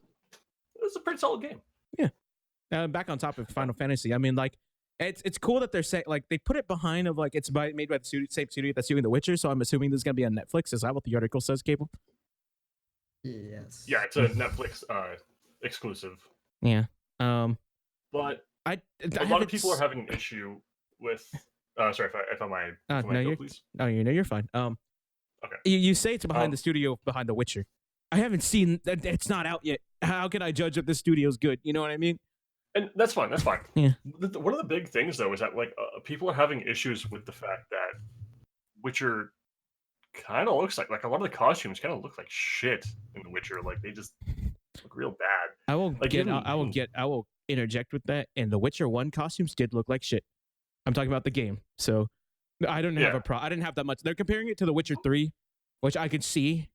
Like, well, that's why they would make the comparison. No. I think they're just saying like for any sort of costume design, they just look bad. Like even if you're going off which like they could, I don't know if they're going to be going off like season 1's going to be based off Witcher 1, season 2 is 2, and then season 3 is Witcher 3. I don't know, but like a lot of people had issue with the fact that the costume design kind of looked like shit. No, I saw that test. Then again, it was like a test footage thing, so you can't really hold that up. You know, isn't it coming out in like a month or two? I don't fucking know. Oh. Someone look that up, Monroe. I'm looking up what Geralt looks like. Oh, it's not great. It's not. Which is, I think they're going for like. Here's the thing, right? A lot of the people that are going to be into this are probably already people who like watch the Witcher series or stuff like that. I mean, played the Witcher series. Yeah, people who are like they've already read the books. So my problem is, why don't you make it like past Witcher 3? Because Witcher 3, depending on how you do it, it has an open enough ending. Because I don't think there's a book after 3. I don't like. I think. Well, to be fair, the games take place after the books. Oh, do they? I thought they were part of the books. Nope, they aren't. They're part of the books, as in it's the same continuity, but it takes place after the books. Okay, I thought they were retelling part of the books. Okay, no, if you played The Witcher 3, right? There's an open enough ending to where it can just literally be. I would rather have like the this. I've never played Witcher 3. I actually really did not like 3. That's fine. Whatchamacallit? I read the books, so I was already a huge fan of it when going into The Witcher 3. And going to the Witcher series in general. So like I enjoyed the ending for The Witcher 3. The Witcher 3 has an open enough ending to where it can literally just be about Geralt and then like his different quests. Because I think that's like the main highlight of the Witcher series. Like all the side quests and stuff that are really good. And I feel like that as a series would have been fine on its own. I wouldn't need like a plot or anything. Then again, I'm the weird type of person that like shows like that. Like Cowboy Bebop. I like the structure of Cowboy Bebop like that. I liked how Samurai Champloo did that. So, like, I kind of wanted that to be the Witcher series, and I think that would have been perfect, in my opinion. But it's whatever. Yeah, like, think about it now. Like, I think if they kind of structured it in a way, like, I know it's a super meme show now, but, like, if they structured it, like, Supernatural, the Witcher show might be decent. Oh, yeah. And then, you know what the other thing is? I don't know why they're going no Beard Geralt. Like, I'm sorry, but Beard Geralt is, like, the best. And we know Henry Cavill. Wrong. Yeah. Wrong. How is Bathtub Geralt is the best, you fucking degenerate. He still had a beard on. So? He's not Bathtub Geralt. I'm talking about Beard Geralt as in he always had the beard, not talking about without the... I'm not... Bathtub Geralt, still awesome, but just him walking... He's the only true Geralt. Fuck you. But Henry Cavill can grow a beard. Is it Geralt? Is it Geralt in It's Geralt. It's Geralt. It's not Geralt. I don't know why people say Geralt when in the fucking game he says his name like 50 times and it's Geralt. I could have sworn I've heard in the games he says Geralt. He says it like Geralt, I'm pretty sure. I'm not replaying the game. I'm not jumping back in that. I'm not gonna fucking love the video either. Like, I think the actor they have like has the jawline for it. Just if they had a beard, it's it kind of Superman. Yeah, I know. I don't think Superman works as Geralt. No, I think it's kind of sucks because Henry Cavill is an actually awesome dude, an awesome actor. Have you ever seen The Man from U.N.C.L.E.? But like, the role he had to play as Superman kind of sucked.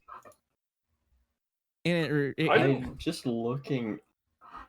No, him trying to be Geralt makes him look like he has a baby face. My issue with Henry Cavill, yeah. Witcher. Oh no, they actually might be doing a bearded version. They got him with a beard. He's got stubble. He's got very no. They've actually got him with a beard. Wait, where? Oh, I've only seen the previews with him without the beard.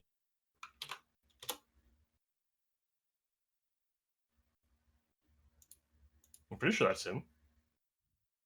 Oh, that might be. Oh, that's Photoshop. That's Photoshop. Oh, is it? Yeah, Fuck. I can tell. Well, my only issue with Henry Cavill as Geralt, there you go, is that the wig looks super Oh bad. yeah, that The wig wig didn't look. looks great. That wig did not look Like- great. That wig did not look great. He looks like he's about to invite you into his home and bake you some cookies. Oh, He- hello, dear. He looks No, like he looks like he's gonna suck your blood and suck. He looks like he's gonna suck your dick and suck your blood right I was after. gonna say he looks like he was walking onto a porn set where he's supposed to play a different character. Going into the Witcher porn parody featuring Henry Cavill. Johnny Sins. Oh God, that's a fucking porn No, name. I was gonna name a female porn star, but I couldn't think Look, of one who. This edited picture fixes the hair so much better. Like fuck. Yeah, but that thing's so heavily photoshopped. Holy shit! Oh yeah, no, this is obviously drawn over. Yeah, but like, nah, the way the hair flows with this wig is. Yeah, it's not great. It looks super stiff. Yeah, it looks like it's all purely gelled back, and like as a dude with long hair, that it looks really wrong. Yeah. Like, Well- okay, so the way it works, I'll explain this. But the way his hair is pulled back, it's set to look like a ponytail or like a bun, but then the entire back of it is all fucking loose. So this makes literally no sense. Damn, people did make a fucking good point. The dude who played Jaime Lannister would have been a perfect look for Geralt, actually. Oh, his name is so hard to pronounce.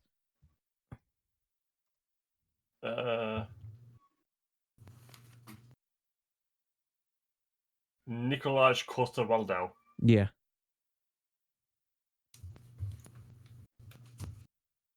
I can kind of see him being a Geralt. Yeah. His hair was already long for rip Game of Thrones. Back on topic. Cable, you play Final Fantasy 14. How the fuck would they do this? Like, what story? Okay, from what I've heard, like from especially watching Pat streams, the Final Fantasy story, like Final Fantasy 14 story, is pretty fucking wild. It's actually pretty good. Yeah. Yeah, I mean, it still has a main plot line, so I don't see why they can't do it. And like they can have like a few throw-off episodes where it's like, oh, let's do questing. Well, that's kind of what the storyline is, doing quests. Sorry, what Sometimes now? you have to do. That's kind of what the main storyline is, doing quests. Sometimes you have to progress the story, like kind of more meaningless quests. Well, almost. I mean, like, not always. no, what I mean was like they'll have like these episodes have like main episode follows storyline, main episode follows storyline. Next episode will be like, okay, we did all this. Well, let's do some questing to kind of power up. Yeah. Let's maybe get some new gear. Maybe have like a personal adventure. No, I got it. It's perfect. It's perfect. The Final Fantasy 14 live action show is going to be an isekai, right? So I don't know what that means.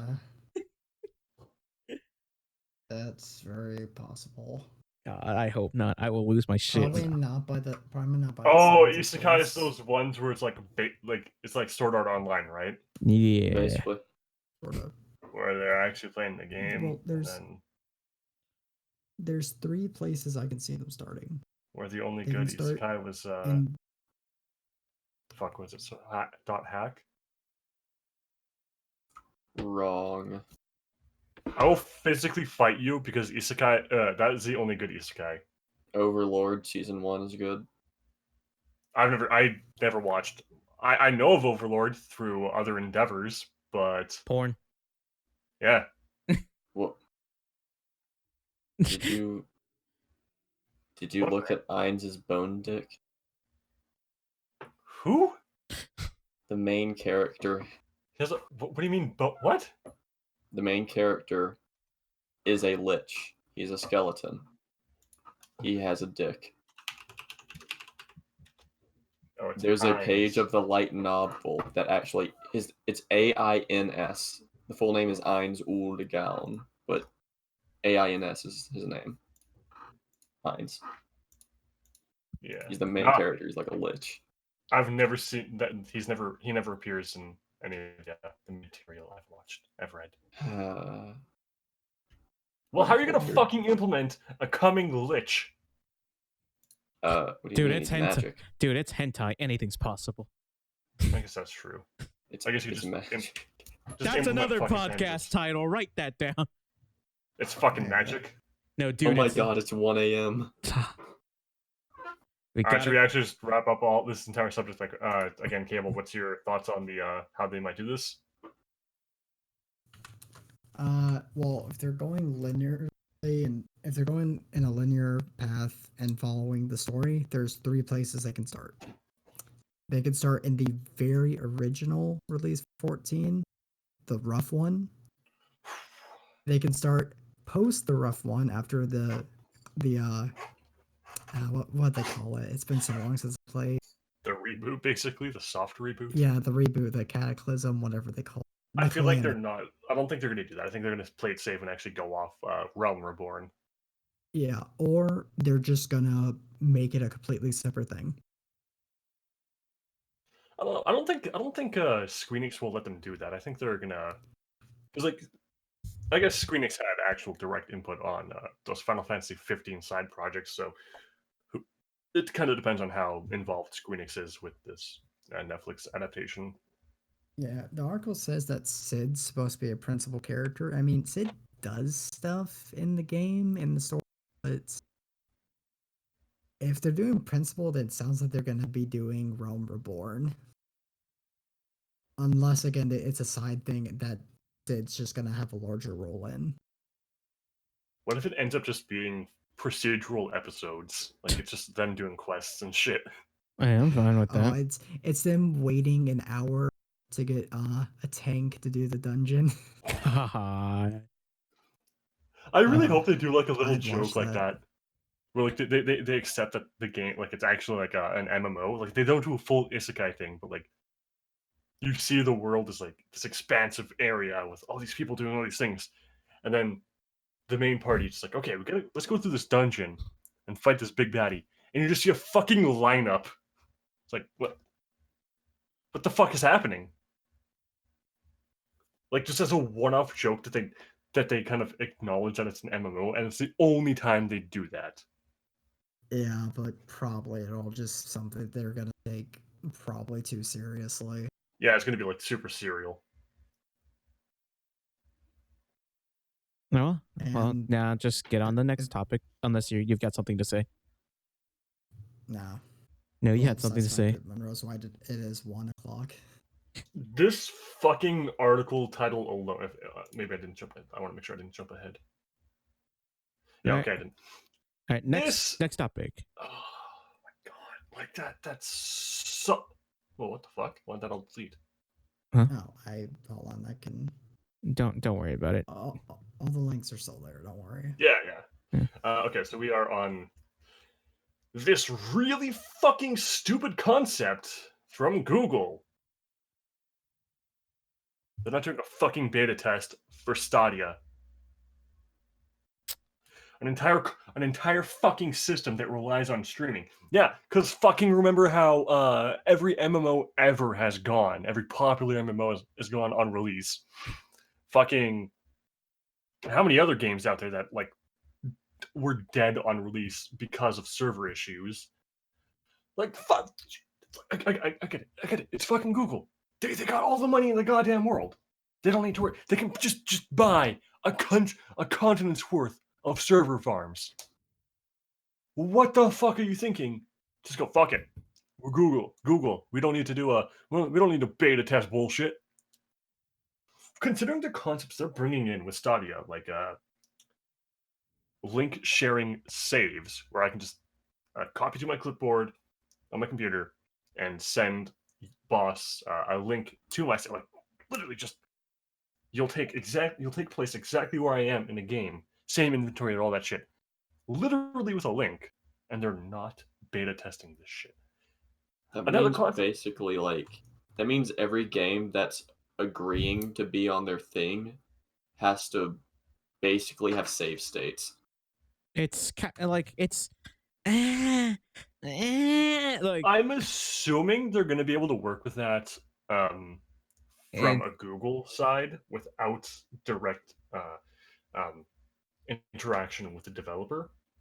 Well, so just like perfectly duplicate, basically save a game in whatever state it's at, and perfectly duplicate it for someone else.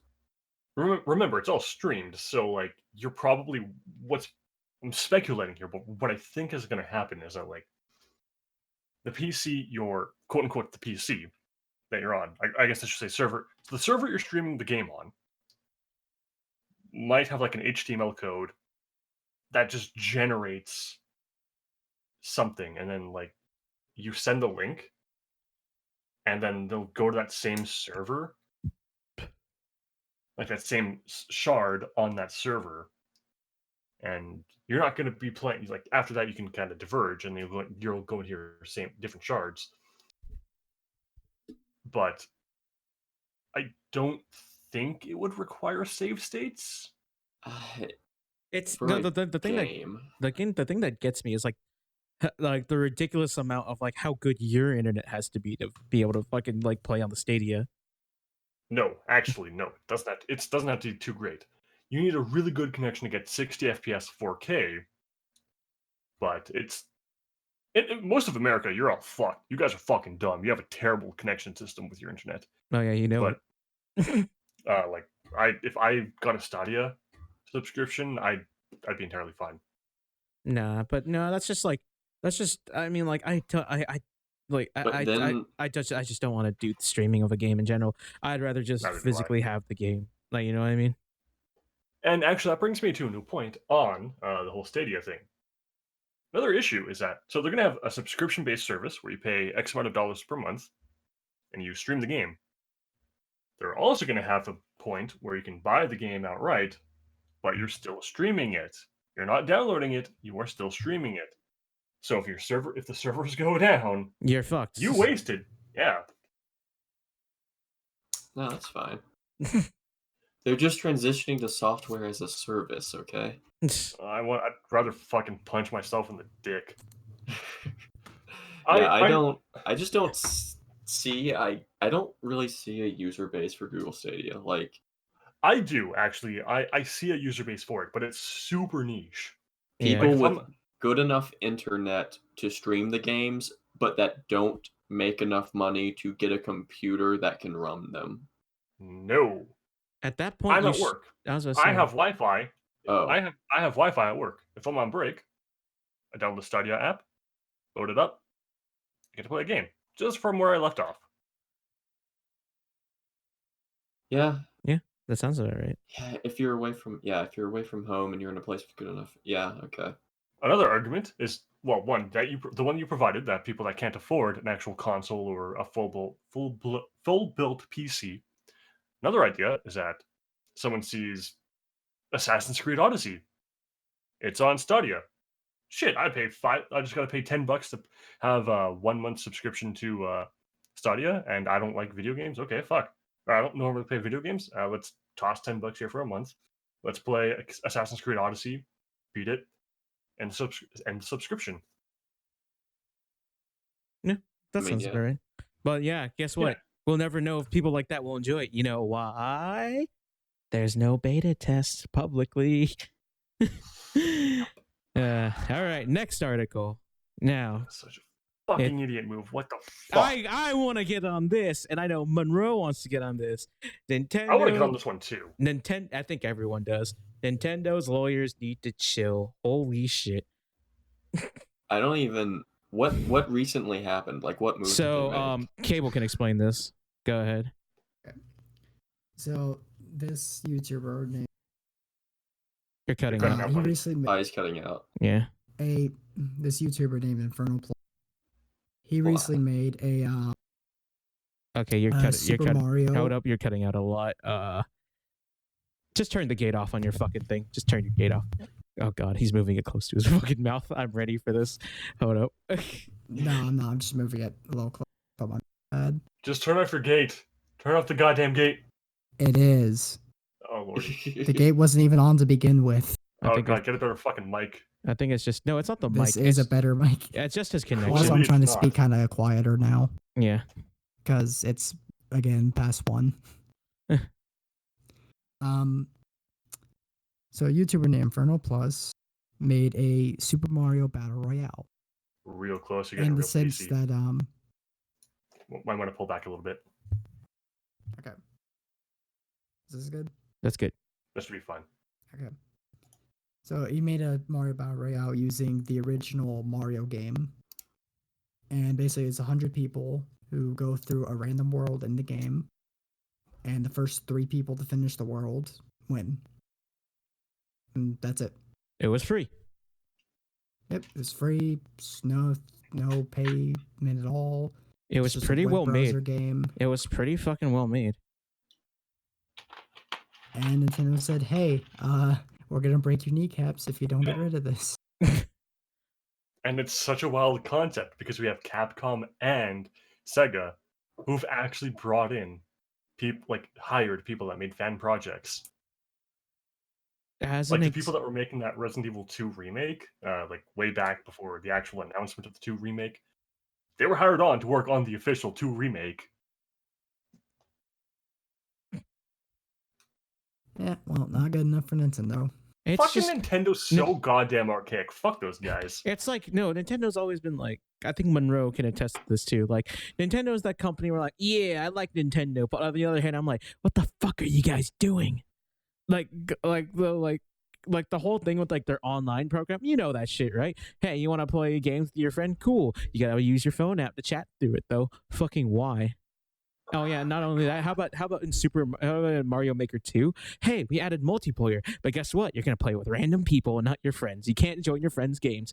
Oh, don't worry, we'll roll out a patch day Friend one. codes are nice. They backtracked on the friend thing on Mario Maker. Yeah, thank God. But it's still like, you know. But what I mean? they did limit the amount of levels you can upload by less than the Wii U version for Oh the my first God, game. you're getting real bassy again, buddy. Sorry. Just set yeah, it back. I think now it's like Yes, set your microphone back to 80 and just don't mess with it on voice meter. 52 or something. Yeah. Well, I didn't change the volume. You're just getting closer to it. All right. Okay, but yeah, they really drastically reduced the amount of levels you can upload compared to the first game. It's almost like the Switch is actually a shitty console, and people don't understand that. It's Someone's alright. out to make enemies. My fucking Switch is a goddamn paperweight. Wow. Also, I fucking hate Breath of the Wild. I'll fight anyone tooth and nail to say it that says it's a good game. It's fundamentally a bad fucking game. I've never played it. Follow me on legendary_mantis at Twitch TV, and you can tell me why I'm an asshole. I will. You gotta Gee, subscribe first, though. I was about to say, I already do that, and I'm on his stream Yes, constantly. actually, give me $5 and then you can argue with me every Sunday. All right, yeah. But yeah, back on that. Yeah. Back on that. It's just like, oh my fucking God, Nintendo. Just if they're not making money off of it, just let them do it. You know what I mean? No, it's the possibility that it's free. It's on a fucking. It's literally on some website, my guy. Dude, the fucking Yeah. Resident Evil It's not 2 gonna compete with fan Mario remake Maker. was free. Oh yeah. And Capcom was like, fuck yeah, dude. I like what you guys are doing. Fuck it. You're on the fucking Resident Evil 2 remake team. Fucking the difference is fucking the difference is fucking Capcom rolls up in a fucking lowrider in front of their fucking house bumping, playing fucking music. Hey, They just Ashton, you want hop in this rig? hey, you look cool. You look cool. Get in.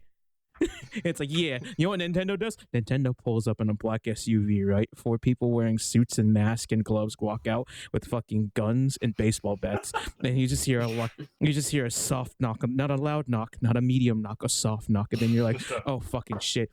And then you just hear someone quietly say, "Please understand." as you firebomb your house. Yeah, as they proceed to murder your family and firebomb your house. No, they don't do that. They don't do that. They just give that little knock. Please understand. You need to stop this shit. But then you continue. Then they take the fucking baseball bat, fucking kneecap you, and then you fucked up. If you continue doing the illegal, the quote unquote illegal plagiarism. But it's free, not to us. Bang. And you could We'll never you could do what preserve our Sega games, did. never. You could do what Sega did for Sonic Mania. They just kidnapped a bunch of fan game makers. They took the bags off their heads and they were like, "Okay, please help us. how the fuck do you make a Sonic game?" we don't know what's happening. I don't know what's happening. Like we tried everything. We tried a black hedgehog. We tried a white hedgehog. We tried a purple cat. Look, they don't like We diversity. did a I fucking get it. female character with a hammer. Everyone likes domination. Look, we don't get it. I thought they liked minorities, but like all these other colorful hedgehogs are working. Please, we've snorted so many chili dogs. We need help. That's her. The black aliens are retreating. But holy fuck! The minorities thing only applies to left-wing liberals. Oh God! Why do you think it's called Sonic liberal. Forces? All right. And Shadow's a hardcore Republican. Oh, let's not get this political, please. No, it depends on his timeline. He can be very liberal or hardcore Republican. Oh shit, you're right. Right?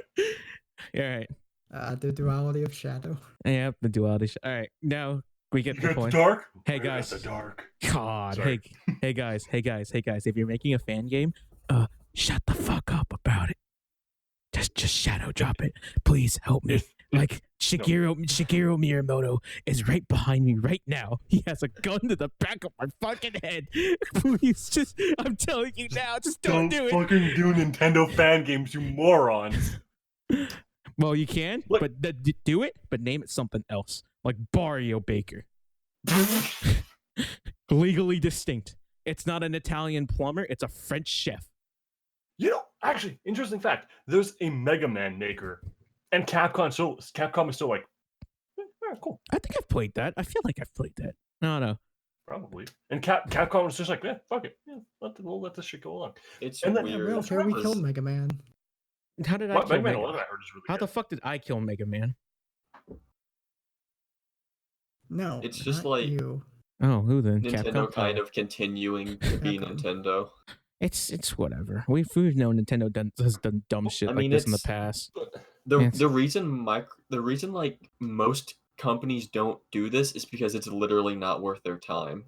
Yeah, no. Like, because if it gets popular, that means their brand name got popular and is in people's minds.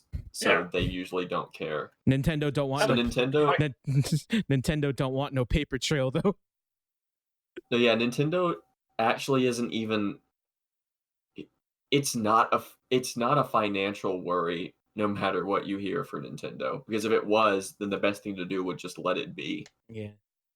But it's like some weird creator thing. All right.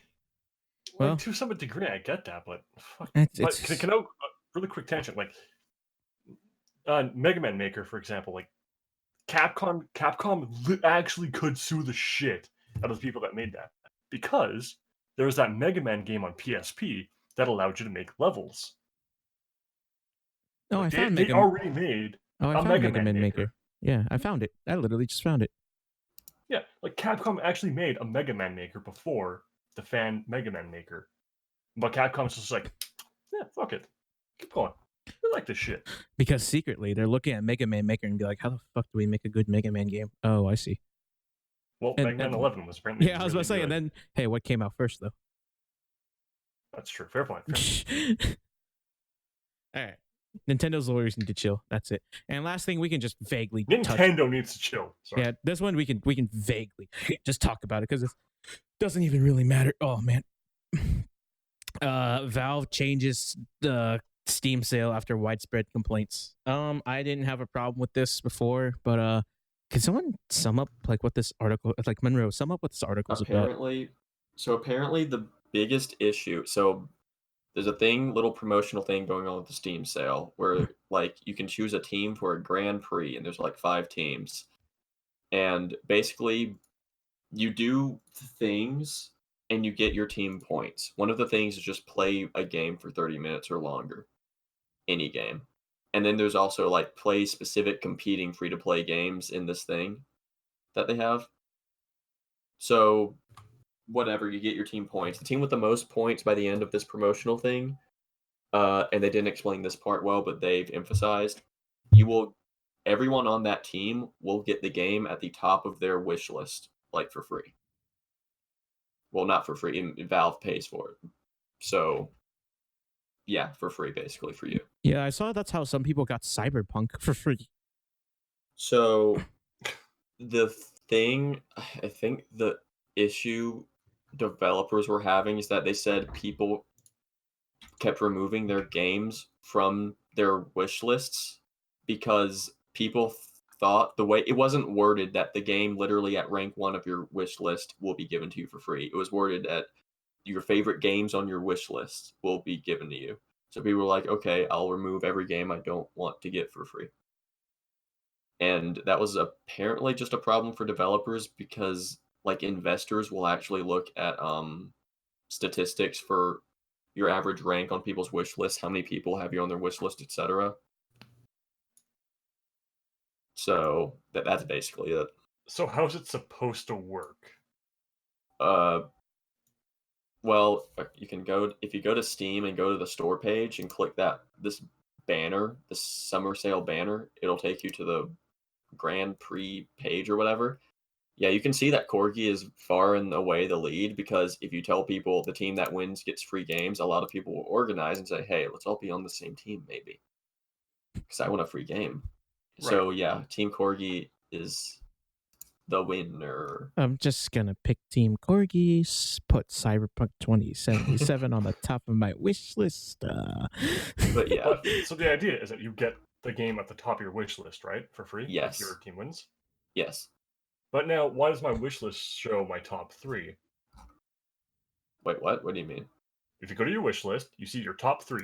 Drag and drop items to rank your wish list. Rank your top 3 most wished games for a chance to win those as part of participating in the Steam Grand Prix. Oh, is it a chance thing with top 3? I thought Valve later released a statement where they said the one at rank 1 is guaranteed. Maybe? It might be a chance to win one of the top 3. It's probably that. And I'm assuming it has to be a game that can actually... No, there's no way they'd get you all of them. There's no way they'd just get you No. Yeah, no. God, no. Even with Valve money. Wait, what, Mari? Oh. They might get you the cheapest of the top 3. Did Mari just come in just to fucking fact check you? Oh, no, he's been here. Been quiet. I thought he just came in like actually. I'm just gonna put Yakuza Kiwami 2 on my top list. List. Mine's also on my top list. I have Kiwami 1. Black Ops. Fucking loser. God. But yeah. I'm not talking about Call of Duty Black Ops. Wait, what'd you say? Hold on, you said what now? Nothing. Did you say Black Ops? What? Call of Duty Black Ops. Yeah, and I called you a fucking loser for fucking putting that on the top of your list. Black Ops is a good game. You wish. It's a good game. I gotta put Senkaku. Hold on, what's it called? Koikatsu Party at the top of my list. Yeah, Yakuza Kiwami 2. What am I gonna? Sounds like stupid shit. If you're under the age of 18, you should not be buying that game. Koikatsu. Oh my god. Is it a fucking visual novel where you see all your big titty girls inside? It's not a visual novel. No, it's 3D, and you get to do whatever the fuck you want to them. I don't like this. And you can change all their physical attributes. Oh man, okay. Them up in cute little outfits too. Okay. That's disgusting. Jumping over this topic. Okay, questions. All right. Woo. This has been a pretty good podcast so far. I didn't think we've talked for almost 3 hours now. Jesus Christ. Yeah, it's been a pretty fun podcast. I should have made you make it less long. It's too fucking late. You're in this for the ride, Monroe, and there's no trains on these breaks. Give me an hour and a half. There's no trains on these breaks. God damn it.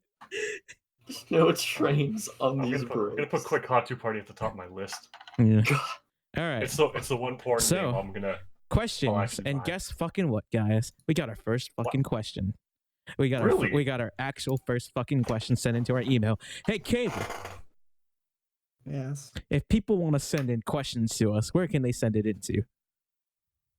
If people want to send us questions, they can send it to thespacepatrolmail@gmail.com. What was that again? Thespacepatrolmail@gmail.com. All right. Let's go one more time. The Space Patrol Mail at gmail.com. And you know what? I think a fourth time will really seal it in, right? That Might would be- really help. You know what? That is the Space Patrol Mail at gmail.com. All right. First damn. question. We got a question from, Sensual. I'm going to cherish this question forever because this is actually like our first question. I'm pretty happy we got it. So, question from Erwin, not to be confused with the escapists. God damn it. Hello there. I'm Erwin, and out of curiosity, I decided to check out the fan dub after it was posted in certain subs I frequented.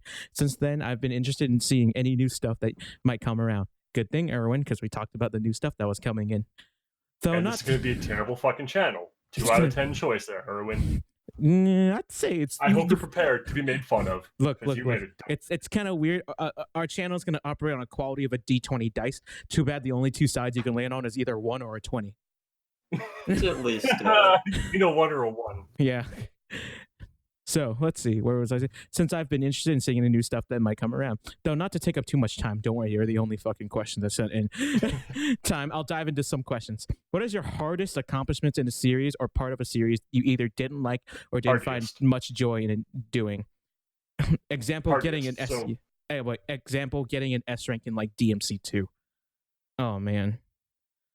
Let's yeah. oh, sorry. Let's get Monroe in first. Monroe, how would you answer that? probably. Okay, So Kingdom Hearts 2, right? Oh. So when I Oh. was a kid and I had to go to my grandma's house for the summer because my parents were working. And I had my PS2 there and I played Kingdom Hearts 2. I made my own little handbook of all the drops in the game Holy fuck. just by going to every area, killing the different Heartless, and just kind of brute force being like, okay, I think that's all the drops unless there's something rare. And then I'd mark like, in this area, this Heartless drops Radiant Shard or whatever. And then I used... and then I discovered online that someone had already done this. I mean, because, it's just a drop table for a game. Okay, how old were you when you did that, though?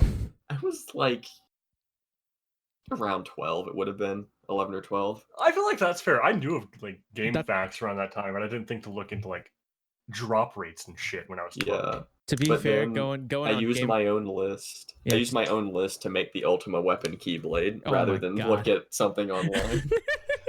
I respect that though. Like, I you're can- like, you know, fuck it. I put Yeah. my hard goddamn work into this. Yeah, I'm gonna use my goddamn information. Fuck this chump on the internet. Yeah. What about you? Yeah. What about you, Campbell? What was probably like your hardest accomplishment in a series you didn't like or didn't find much joy in doing?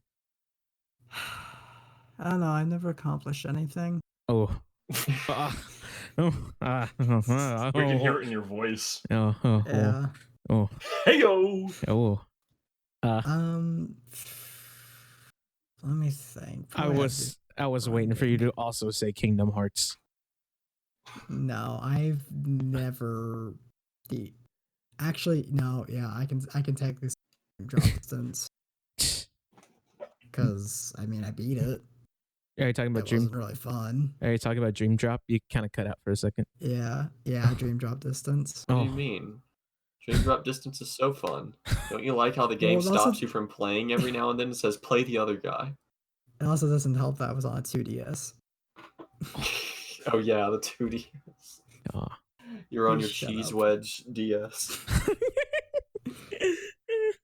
All right. Yeah, I was on my fucking car boot. All right, Mantis, what would you say about this question? Yeah, fuck. There's the hardest accomplishments in a series or part of a series you either didn't like or didn't find much joy in doing. I honestly, I don't think I've got an answer for that. Like I always find something to enjoy about a game. Like I have fucking Galgun, for example. Oh Like that's God. a really bad game, but I find it so fun Because it's such a stupid concept. You're shooting pheromones at girls to fight them off. You like looking at high school girls' panties? Yes. That's on record. Thank you, everyone, for being quiet to isolate that clip. How many games do you own where a girl of a suspect age is, and her love towards you is a mechanic? I'm really not comfortable with this question anymore. Very few, actually, and that's not out of choice. That's where I found out after playing the game. That's like a questionably aged woman is interested in the main character. I'm like, you invited the vampire into your house. Mantis, you played a Japanese visual novel. You knew the risk. No, fuck you, fuck you. I'm not. I play quality games. I don't fucking play visual novels. I play quality games. I don't play shit like Pokemon. I play fucking Kotas. Man, shooting yourself in the foot there. Oh man, what are you talking about? I legitimately do not play visual novels. They're not games. They're also fundamentally bad. Their writing is never good. Wow. Ooh. But fuck, when it comes to that sort of question, like I've got so many games I've gone through and I've played, and like I can't think of a moment where I was like, fuck, this game's a goddamn slog. I don't fucking want to play through this. No, my answer's gonna be great. Like, okay, I guess that my best answer is just beating Devil May Cry 2 alone. Oh, yeah. That was... You know what was my hardest accomplishment in a series, in a game that I didn't like? Getting gold rank in Street Fighter V online. Ooh! I want to go on a tangent real fast. Is that, like, beating Devil May Cry 2 on normal, it's not difficult. It's just, I hated that game so much. It's like, it's not difficult, but you know what else isn't difficult? Like wading through a sewer, you know? You still don't want to do it. Punching your dick's not difficult, but you're still going to dislike it. Yeah. All right, next question. All right, still from Erwin. Let's say in a series there's a specific release you liked more than the others. However, going forward, they didn't improve or do much with what you liked. What is this part in a series, and why do you think they didn't continue it? You know, example, I think Bioshock 2 is the best in the series due to it avoiding the fart-sniffing snobbishness of Bioshock 1 and how smart it believed it was, and the bullet sponge mixed ideas that all clashed with each other and nonsense of a story that was infinite. The strengths of Bioshock 2 were its improved gameplay variety, better way of handling choices, and the story wasn't so up its own ass, and how smart it believed itself to be. However, because people didn't like 2 and thought that Irrational did it better, they ignored the improved gameplay ideas of 2, instead led to the issues, frustrations, and problems with Infinite. I think someone doesn't like Bioshock 1. I didn't like Infinite either. That game was so... I agree with Erwin. I mean, I agree. I agree with Infinite. The things I've seen are just like... That game was so far up its own fucking ass, it could fucking give itself a blowjob. I mean, there's probably some porn. Like, there's probably some porn mechanics? there's probably some porn of Elizabeth out there doing it. No one fucking read it. I go to GIF a lot, and like, there's this one video where Elizabeth is. Yeah, just leave it at that. Leave that up to the imagination. If you know what Vor is, it's all been done. No, just stop. I must ask you to stop right there. Do you want me to explain it after the recording? Don't. I know what it is. Everyone who listens to this podcast knows what it is. Everyone who's in this knows what it is. You don't need to explain it. Once we're done recording, I'm going to explain what I saw. Because I promise you did not see what I saw. I think I'm good. Honestly. I'm going to explain it. I bet I can guess. Does it involve... All right, let's get back to... No, we'll talk about it later. But in short, Bioshock Infinite looked like the gameplay improvements over 2 were minuscule. Like, you have a Skycook, and there's context-sensitive things in the level that you can do. Sometimes you jump on stuff with a Skyhook, and sometimes Elizabeth makes stuff for you. That's like the cheapest way to make gameplay depth. Just say, all right, and in this level, we let you do these 1 of 3 things. It's like how Watch Dogs implemented hacking, where use your hack button to make the road explode when we let you. But yeah, I don't think the gameplay really improved much over 2, and the story is, hey man, quantum mechanics. All right.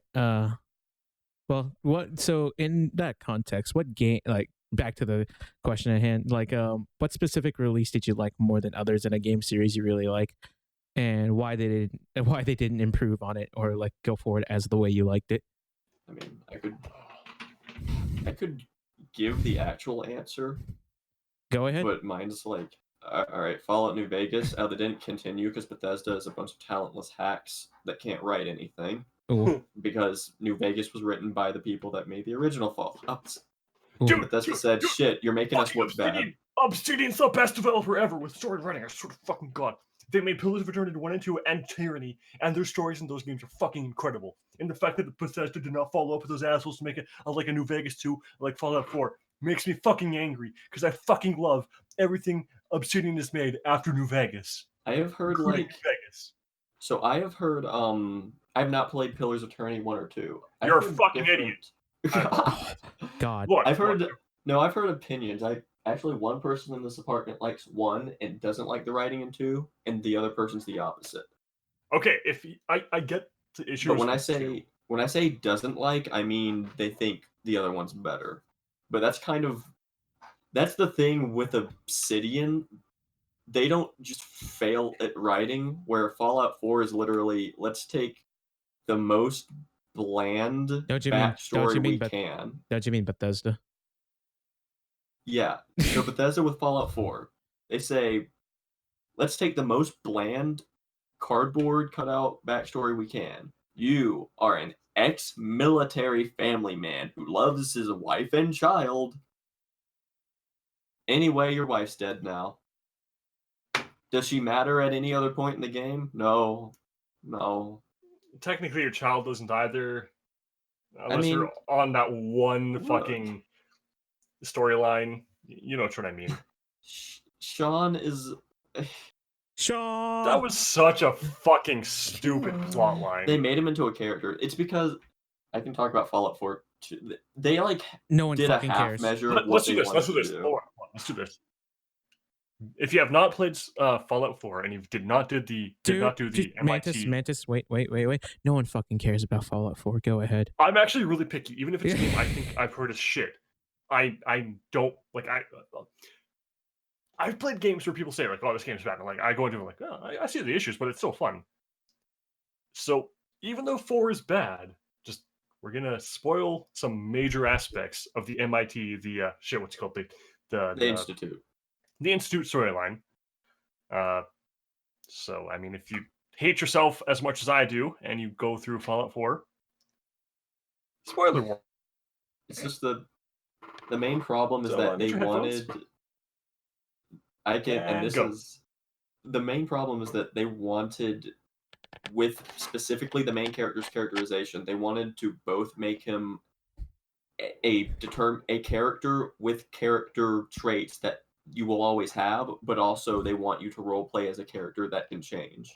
New Vegas's courier is left so purposely and well, like, executed open-ended that the courier can actually be anyone. The courier can actually just be an insane person. You can go fucking pure evil. I mean, yeah, you got shot in the face. Who knows what happened? I mean, even though in the end of New Vegas, you kind of have to choose an allegiance, but Yes Man is just such a default. It doesn't feel like you're forced into choosing him. And also, you can kill Yes Man if you want. But I feel like all the options you choose at the end of New Vegas is that, like, they kind of fall within the 9 morality alignments. Yeah, there's not like 9 endings. But like, Fallout 4 was like, they didn't have the writing talent to either make established static characters with believable motivations that are interesting to follow, or make a protagonist that is a decent enough blank slate that is made by the world he's going through. because their world is bad, even though it didn't have to be. Because you're playing someone who lived in this like city. Presumably, you can presume he's been at least around the state. He should be roughly familiar with some stuff. You play as him 200 years after he sees it all blown away. You could have him have dialogue about that. You could have him say, wait, I remember X building was right here. They might have a thing 200 years late. Something like that, but it's just not there. He only talks. Yeah, he only talks when you're talking to someone else. There's no ambient dialogue, and it's like the first 10 minutes of the game are just there to say, and now it's the apocalypse. Yeah. Forget that stuff. I think even though they really didn't need that. If they wanted to say that, they could have just had you get shot in the head again and have amnesia because of it. I'll disagree. I actually did like what they did with the intro. Outside of the fact that it's super generic, I did like the fact that we kind of got to see White Springs. What's it called? Right? White Springs? White Spring? Is that what the first area is called? White Springs? Something like that. No, Good Spring. It's called Good Springs. It's called Sanctuary. The first area in Fallout 4. No, like the neighborhood you're in. Sanctuary. That's Sanctuary? Okay. Good Springs is in Fallout New Vegas. Oh, okay. Well, yeah, like I did like that we got to see the New Vegas I liked world, it too. or the Fallout world, like pre-explosion. But yeah, like the way they did it was so fucking dumb. That's kind of the thing with Bethesda writing. They can come up with a few good concepts and they have no idea how to follow up on them. I will say, well, I'll give them this. Like it was like after Oblivion, where everything Bethesda just went to shit, excluding New Vegas, because that was not Bethesda, basically. Ooh. But like, yeah, fucking Oblivion was still Obsidian, wasn't it? I don't know. Was Oblivion written by Obsidian? Maybe not Obsidian, but yeah, not. Was it Morrowind? No. None of Obsidian didn't write any of the Elder Scrolls games. I didn't think so. How much did Bethesda's in-house department change that? Not a lot. I wouldn't say. Well, no, actually, they had to Oblivion change has a lot. awful writing. Oblivion's known for having really bad writing. That's better writing than 4, though. And what about Morrowind? Morrowind has really good writing. Are you sure it was Bethesda's team that did more? So I'm talking to Mari. Man, me and Cable know shit all about fucking Fallout and like Elder Scrolls. Yeah. Sorry, but basically, like another example, like in Fallout 3, Bethesda written Fallout, Megaton, as in a vacuum. No, shut up, Mari. In a vacuum, Megaton as a concept, that's something gripping, and you can write around it. But it's like a city built around a nuke in the apocalypse. One sentence, that's like, okay, why'd they build around the nuke? I don't fucking know. And then they built on the fact that there's like a little bit of a religion on it, and then it kind of but fucked it's like, off. They didn't like. You could make it so that the first city you find, it was founded by this weird Church of Adam cult, and they have a big presence in the city. But no, the Cult of Adam is like incidental. Like they came from outside of the city because they heard about the nuke, and they're a minority in the city. So the question is, why did a bunch of presumably sane humans build a city around a nuke? Yeah. And you know what? Another issue with that, and I want to add that this is not none of this is part of my answer to this question. But like another issue to Megaton is that like you don't see the children of Adam anywhere else. Like if you do, they're like so far between. I don't think you do. Not in Fallout 3. Like you kind of see them as random enemies in fucking 4, I think, but like they're just enemies. They don't have a fucking quest line with the children of Adam. I think in 4 there's a DLC where there's a Church of Adam like faction among others, and you can choose to side with them. But it's a DLC. I have not touched any of the fucking DLC. I think it's like New Harbor, Free Harbor, something like that. New Harbor. I got like halfway through that shit and I was done. And as far as I'm aware, there are no children of Adam in that one. I mean, I believe it, but like, yeah, very long answer. My answer would be my answer would be Obsidian's never going to get another shot at the Fallout universe, which is why they're making Outer Worlds. What about you, Cable? I already know I your would answer. Let me say- read your mind. Let me read your mind, right? Dead Space 2.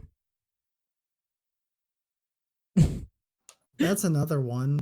Cool. That actually wasn't the one I was gonna say. Oh, what was you going to say? Quick tangent. Can you explain your view on Dead Space 2 in a very quick, concise way? Me? No. Cable. Oh, yeah. Clearly. Oh. I mean, is there any specific thought you want from me about it? Like, are you saying Dead Space 2 is bad compared to 3?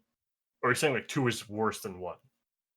No, I was saying I would say 2 is two's- better than 3. 2 is the best in the series. Yeah.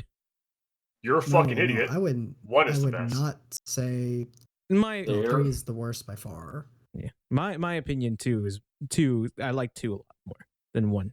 1's good. You're an idiot. They're both. It's just okay. Fuck you too, bitch. All right.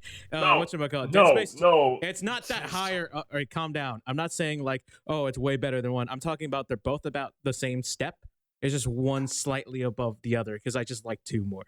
Because of I the memory. hated the level design in 2 Because and of the horror memory. aspects Because of the 2. memories I had with Cable playing it. Fair enough. It depends Okay, on what you're going in to Yeah. the game for. Yeah. 1 had much better atmospheric horror. Oh yeah. And level design. Oh yeah. I would compare it to, if I had to compare it, if this makes any sense, it would be the comparison from like, I would put Dead Space 1 as if it would be Resident Evil 2, right? But then Dead Space 2 would be more like something like Resident Evil 4, if that makes any sense. Sorry, 2 is like Resident Evil 1? No. Dead Space 1 is like Resident Evil 2 in the sense of like, it's a lot more horror orientated, better horror atmosphere. That's a straight up horror game. And I would put Dead Space 2 as Resident Evil 4, where there's still a semblance of the survival horror, but it becomes more action, but there's still the hint of the horror in it. If that makes Okay, any you sense. cut out when you said Resident Evil, so like I didn't hear the basically- word originally, but I get your point. I Yeah. definitely get that. Yeah, and That's actually my issue with 2 is that it went way too actiony, and then fuck. You know what? I'm gonna go on my point later. Cable, why did you prefer 2 over 3? It was the first one I played because a friend brought it over. So what aspects did you enjoy Yeah. from 2 compared to 3? Jesus. Besides the fact I could actually remember 2. Compared to 3? Yeah. Well, I mean, yeah, we're talking about like, you think 2 is like one of the. Which one do you think is the best out of the entire trilogy? Out of the entire trilogy, I mean, I don't really. Between 1 and 2, I don't really have a real preference. I've played 2 more, for sure. Because I just like rerunning 2. However, I like when I say I agree 1 is better in terms of atmosphere and story. Even 2 story is not bad, but 1 just had a better job of like setting it up Yeah. and carrying the plot throughout the whole game. Especially with the little chapter Easter egg. Sorry, the what now? The chapter Easter eggs. How No, you- the first letter of each chapter spelled Oh, out right. something when you In got to 1, the in end. 1. Yeah. Because 2 just got rid of that entirely. But in their defense on that one, that was. I mean, I think that's a little makes difficult sense to because I kind don't of know pull what they off. would have done. I guess it meant more like it sucks they got rid of chapter names in general too. That's fair. All right. Now I think what they was? did, I don't remember Yeah. them. No, they did. So- It was just numbers. What is the actual game then? I thought it was going to be Dead Space 2, so I guess I was wrong. Like, what is the actual game? I that actually you- forgot about it. I was gonna say Dark Souls 2. Oh. Only because of weapon variety. Only? That's the only. Well, I mean, That 2 had game some is good such a stuff. fucking shit fest compared to 1. From fucking level design, enemy design, boss design, armor design, weapon design. No, the entire fucking concept of the bullshit story. Fucking Majula was such a shit show in design as well. you could have just said DS3 and ignored DS2. No one would have. No, I know. Fucking- I just like the. No, you know I what? like No, the- fucking Dark Souls 3 is kind of bad too. It's just a No, fucking it circle is. jerk wank off fest of fucking Dark Souls 1. I mean, Dark Souls 2 was like that too, but only in New Game Plus. But it's still a fucking piss fest. At least Dark Souls 3 fundamentally know- in terms of Now gameplay you is know, actually functional. now you know it'd be great if you let him explain his point. I know. I just Shut like- that, but that. after Dark Souls, I- I get really after Dark Souls 1, I get really fucking heated because fucking everything after 1 is I like the weapon Except for variety Bloodborne. in 2 over the weapon arts of 3, because a lot of weapon arts in 3 were just so it really takes away a lot of what were they? the weapon arts in 3 are reused. That's fine, whatever. Like there's so many of the swords that have stance. I'd rather have you twos mean like janky they're not reused from 2, like every single like. No, because 2 didn't have weapon arts. Right. Well, I'd rather have 2's weird janky variety of weapon.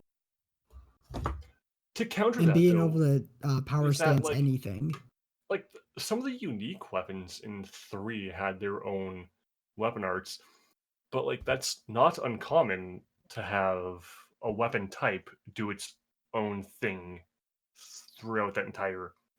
No, and I understand that. I'm just saying I prefer to have more weapon variety over different straight swords that all, even if one does more damage or has a slightly different moveset, they have a lot of the same similarities. And I see that. I understand that. Mostly I because also want the New Game Plus system from Dark Souls 2 back, because 3's I'll give them that. That one was actually pretty decent. Like, they do nothing except, well, 1 does nothing at all except harder enemies. 3 does harder enemies, and some new what you cut out? Yeah. Rings. Oh, yeah. Like, that's it. There's nothing else. Pointless. I will say one thing. I mean, those gauntlets are fucking rad in Dark Souls 2. Too bad they never fucking bring them back. Which gauntlets? There were multiple gauntlets, but I think it was like what was considered like the best set of gauntlets in the game, because if I remember correctly, you can straight up just do a fucking hurricane kick with it. Oh, the dragon fists. Yeah. I thought you meant gauntlets as in like hand armor. Hell no. No, I mean like the dragon fist. That was fucking rad. There's a dragon bone fist in 1, if that's the same as in 2. No, but that sucked. No. It didn't have all the rad kicks and shit. Fair enough. You couldn't do a Hadouken. No, you couldn't do a Hadouken. I forgot. You can do a Hadouken with it. All right. If that's your case, or Dark Souls 2. Yeah. Anything else, or is that just it? I mean, that's pretty much it for 2. It was like the only 2 things I really enjoyed about it. All right. Yeah, that's fair. All right. Mantis, what about you? Everything from Demon Souls onward. Demon Souls was a goddamn masterpiece. Dark Souls 1, 2, and 3 could not even compare in any regard to Demon Souls. Now, the world and character tendencies I actually liked, because I actually knew how that shit worked. But apparently people are too fucking stupid to understand that if you go pure dark tendency, pure dark world tendency, the game gets harder. If you die a lot, you're a fucking idiot. You deserve fucking punishment. If you're good, you get good shit. You make things easier. You get to speedrun it. Now, if you have pure white character tendency, you get to do more damage in PvE and in PvE. But if you have pure black tendency, you do a lot more damage in PvP, so you're at an advantage. And to get to those areas, you got to kill NPCs to get to pure black, and you got to go into PvP to get to pure black character tendency. To do pure white, you got to kill bosses and do co-op. Fucking easy concepts, you fucking idiots! I'm sorry, I'm getting. That whole concept really tilts the piss out of me that people don't grasp that. It was a really easy thing to get. Demon Souls elitist. Yeah. Hey, at least it didn't say fucking Kingsfield. God, I would have actually kicked you from this fucking channel if you said Kingsfield. I like Kingsfield, but it has not aged well. No, it hasn't. Oh god. Anyways, while I do appreciate the open-ended exploration of Dark Souls, I preferred being able to choose area 1 through 5 and kind of going through it at my own pace. There was no level restrictions. There was very clearly no level restrictions for 1-1, 2-1, 3-1, etc. The worlds overall felt more lively. You go to 1-1, you got Boletaria. You got a fucking bustling kingdom full of dregs. You got Yuri the Witch, who's locked up in 1-2. The Penetrator, who you can actually go and fight alone, or you can do a whole side quest to get a fucking NPC companion, who's like the total badass and just fucks up the Penetrator. You got dragons flying throughout not the entire area, but you get through the bridge and kill that dragon, get its soul. Then you got the blue dragon just before King Allant. Like the entire level design in Demon Souls was so significantly better than Dark Souls 1 through 3. Bloodborne's a little more Demon Souls-y, but like a weird mix of Demon Souls and Dark Souls. I'm not going to bring Bloodborne into this because that's a whole other discussion. Like a whole lot of aspects on that, like are a weird mix of both. And the fucking PvP in Demon Souls. If any one of you legitimately thinks the Dark Souls 1 through 3 PvP is actually good, you've never played Demon Souls. The server quality in Demon Souls was superb. You did not have to worry about any form of frame delay. The balance was incredible. I could go in with the goddamn the heaviest, slowest weapon, the Dragonbone Smasher. I could go in, I could fuck up any mage, I could fuck up any shield user, any dual wielder. The thing is, though, it was so well balanced, they could equally fuck me up. That was completely dropped in Dark Souls, where clearly a dex build instantly won. And the quality of the servers allowed you to, and the increased angle of backstabbing, and the much nicer, like much more idiot-friendly parry system made PvP a lot easier for shield users, shield katana users.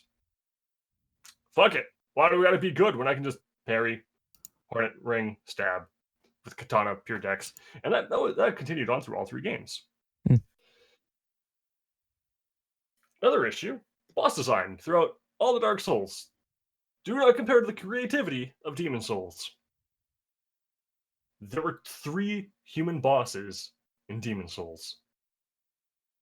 How many were there throughout Dark Souls 1 that weren't just fucking 12 feet tall people like Ornstein and Smoke? They might be the only. They might be. There's not that many human, like in Dark Souls 1, sure. Human enemies in Dark Souls 1. Ornstein and Smoke, like it depends. Do you count Tor as a demon? He's bipedal and he's big. Taurus demon? No. Yeah. Then there's Ornstein, Smoke, Gwen, Artorias on the DLC. I would count Artorias. Artorias is still rad though. No, not count. Specifically human enemies, like human bosses. And then there's Dark Sun Gwendolyn, I think. Yeah. Yeah. That was a bad boss fight. Dark Souls 2 was basically all human boss fights. Fuck that game. Dark Souls 3, similarly, was mostly human enemies, but also had a weird mix of fantasy shit. I didn't like that. Level design overall, as I said, lacking throughout Dark Souls, and just there's a lot more complexity overall in Demon Souls, and like a lot more interesting. Like it had this, like even in terms of like design, it had this really cool realism. Like if you saw a piece of armor, you're like, yeah, dude, fucking someone definitely would wear that. And I'm not a huge stickler for like realism in video games. I'll be like, okay, yeah, fuck it. You want to have like this motherfucker big bulky armor and like have some creative freedom? Have that. But then, like, Dark Souls 1 was fine, and then Dark Souls 2 and 3 were just like, fuck it, we're going pure high fantasy with like a little bit of dark fantasy influences. It's fucking, oh yeah. I don't know, fuck. I just wish Dark Souls stayed close to Demon Souls. Okay. Yeah. I get really ranty with like the Souls games. I want to watch a stream of you painting and just ranting about it. Oh, like I said, when I paint, I'm actually very calm, and I'm actually talking about the painting, and I try and like I actually avoid. Also, all right, my turn. Did you send me Nergigante, but as a monster girl? No. Link. That's actually not. Link. Oh man. Is it my turn? Go ahead. Is it my turn? Okay. Third. Once I get a link to this Nergigante thing. Oh my god. I'll send it just like how we talk. My thing. Third Strike. Even though I suck at Third Strike to me is still the best Street Fighter ever. Like, it's just to me, and like people who play me in fucking Tekken know that I like specific crazy defensive options. Parries are rad. Everyone having a parry, I feel like, is the raddest shit ever. Movement, and it's just heavily skill based. Like I understand why they can't just have everything like Third Strike, because Third Strike's the pinnacle of Street Fighter, and that's just hard. Like, you know what I mean? Compared to something like Tekken, where every game is equally hard, like it gets equally harder. Street Fighter had a different route, in my opinion, and people are probably gonna tell me I'm fucking wrong. But like, to me, Third Strike is like at that pinnacle, at that mountaintop, and no Street Fighter game has gotten to there. 4 got close, but I didn't like 4 as much, even though I like 4 more than 5, because 4 felt like I was playing an anime game at some points with those focus attack FADCs. If you don't know what an FADC is, there's a focus attack mechanic where if you hold it down in the game, you do like this unblockable move if you hold it down long enough. However, in the middle of combos, you can like hit the focus attack button and forward at the same time, or at least I think that's how I fucking did it. I don't know how else you actually do it. Then you can do a focus attack dash cancel, where that would take up your EX bar, and then you would go and fuck shit up in the middle of your combo. However, that just made it feel like it was an anime game more than anything. So Third Strike is just awesome to me. Like, sprite work, like, amazing. Before KOF, I want to say, was it 13? Before KOF 13, Third Strike had the best looking sprites in like fighting games. Also, the music was great. It was hip hop. They knew. It's Street Fighter. You might as well be playing music from the streets. And 2, then like whatchamacallit, this was before these characters got overused, and especially Ibuki. Like, Jesus Christ, Ibuki's overused now, in my opinion. But like, just like different characters, you know what I mean? Like they went completely different with like the character design. With like the main character, quote unquote, the person on the box, not even being Ryu almost for like the whole game series. Before they actually released Street Fighter 3, I was like, hey, we should put Ryu in. Was a fucking pseudo grappler that also had charge motions, and I thought that was rad, especially like all the different character interactions and stuff, especially in the intros. And like, I wish like it's kind of like how Sam Show went back to its roots, like hard back to its roots. I want Street Fighter to go back to its roots, like hard Third Strike. That's just me though. And I mean, I still enjoy 4, on 5 still, but yeah, I just wish got another Third Strike. Like, Capcom, please just re-release Third Strike again on the PC. People will buy it. Trust me. If people put up with playing against like Brazilians with shitty internet on Fightcade just to play Third Strike against somebody, they will fucking buy Third Strike on Steam. Nah. That's done. Last question. And since this is long enough, 3.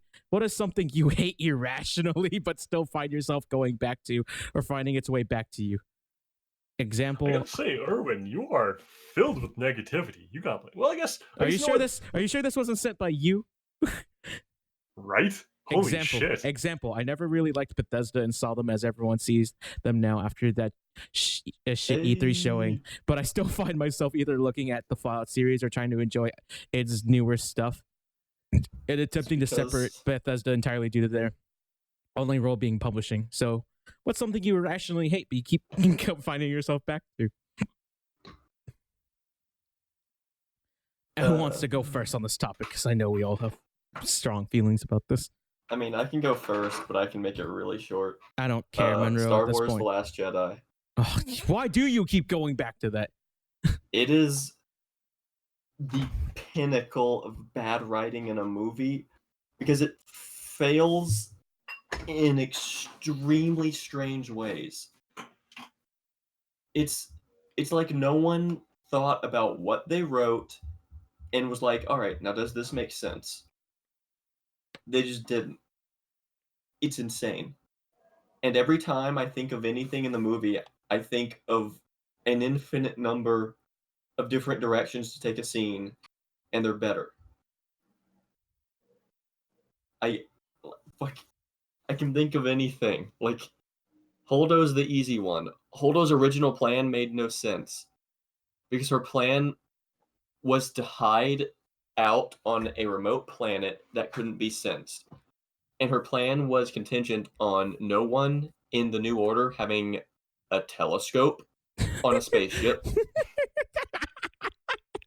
But okay, let's say Holdo is psychic and she knows. The New Order, they don't have telescopes. Snoke doesn't need that. Also, Snoke can connect people's minds via force tunnels. I think he'd be able to squint a bit and see your ships leaving. But okay. But okay, maybe he makes a force telescope. I don't know. But so her plan is use the tiny, unmanned, non-hyperspace viable cruisers, the shuttles, in their last big cruiser ship, the Raddus. The Raddus is their last cruiser. So take all of essentially the shuttles, essentially fucking escape pods, and ferry everyone on the ship gradually to this planet. And the plan is then the New Order will be like, wait, the Raddus is empty. Where'd they all go? It's not like there's a planet nearby. We're literally in the vacuum of space. There is one other ship and one planet. Where did rebels go? I don't know. Let's leave. Her plan was that I guess they would just leave and also not destroy the. They would see the empty Republic cruiser and not think, we have no life forms on board the ship. Get some strike teams on the ship, make sure they're not tricking us with anything, and try to pull as much intel as possible from the ship. Here, you fucking Snoke pulls up on the ship, no life forms. He's just hand on chin. There's some fuckery happening around here. I can feel let's say the New Order is stupid and brash. They're like, the ship has all its defenses down. Blow it up. And then they just blow it up because there's no one on the ship. Congrats. The Republic lost. They lost their last cruiser, the last hyperspace viable ship they had in the area. Now they're stuck on a salt planet. Okay, no. The Millennium Falcon comes afterward. They didn't expect it to. Because Rey comes back with the Millennium Falcon from Luke's crybaby planet. And she comes with the Millennium Falcon, and that can go in hyperspace, sure. The Millennium Falcon can take maybe 12 people. It can't take everyone on the Raddus, but I guess that's fine because everyone but 12 people ended up dying because the New Order is an idiot, and they're like, oh, hey, they're shuttles. Hey, shoot those unmanned, very slow shuttles full of very vulnerable people. Shoot those with our space guns. No, you don't understand, Monroe. They didn't shoot them because they were unarmed. That would have been a war crime. And we know the First Order obviously doesn't commit war crimes. That beginning scene in Episode 7 where they just massacred that village, that was Republic propaganda. You know what I mean? Yeah, but that is the fact biggest... that Kylo Ren probably also murdered younglings again on that Jedi temple, also Republic propaganda. Jesus. Holdo is the biggest and easiest to explain writing flaw because it's assuming her plan went perfectly as intended. Poe Dameron was like, oh no, yeah, I'll just trust you. No one left the Raddus to go do something else except for Rey because she left on purpose. She didn't desert.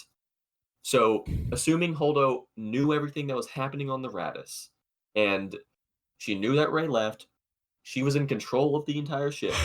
Her plan was, we're going to hide on that salt planet and wait for them to go away. And hopefully they don't blow up our ship.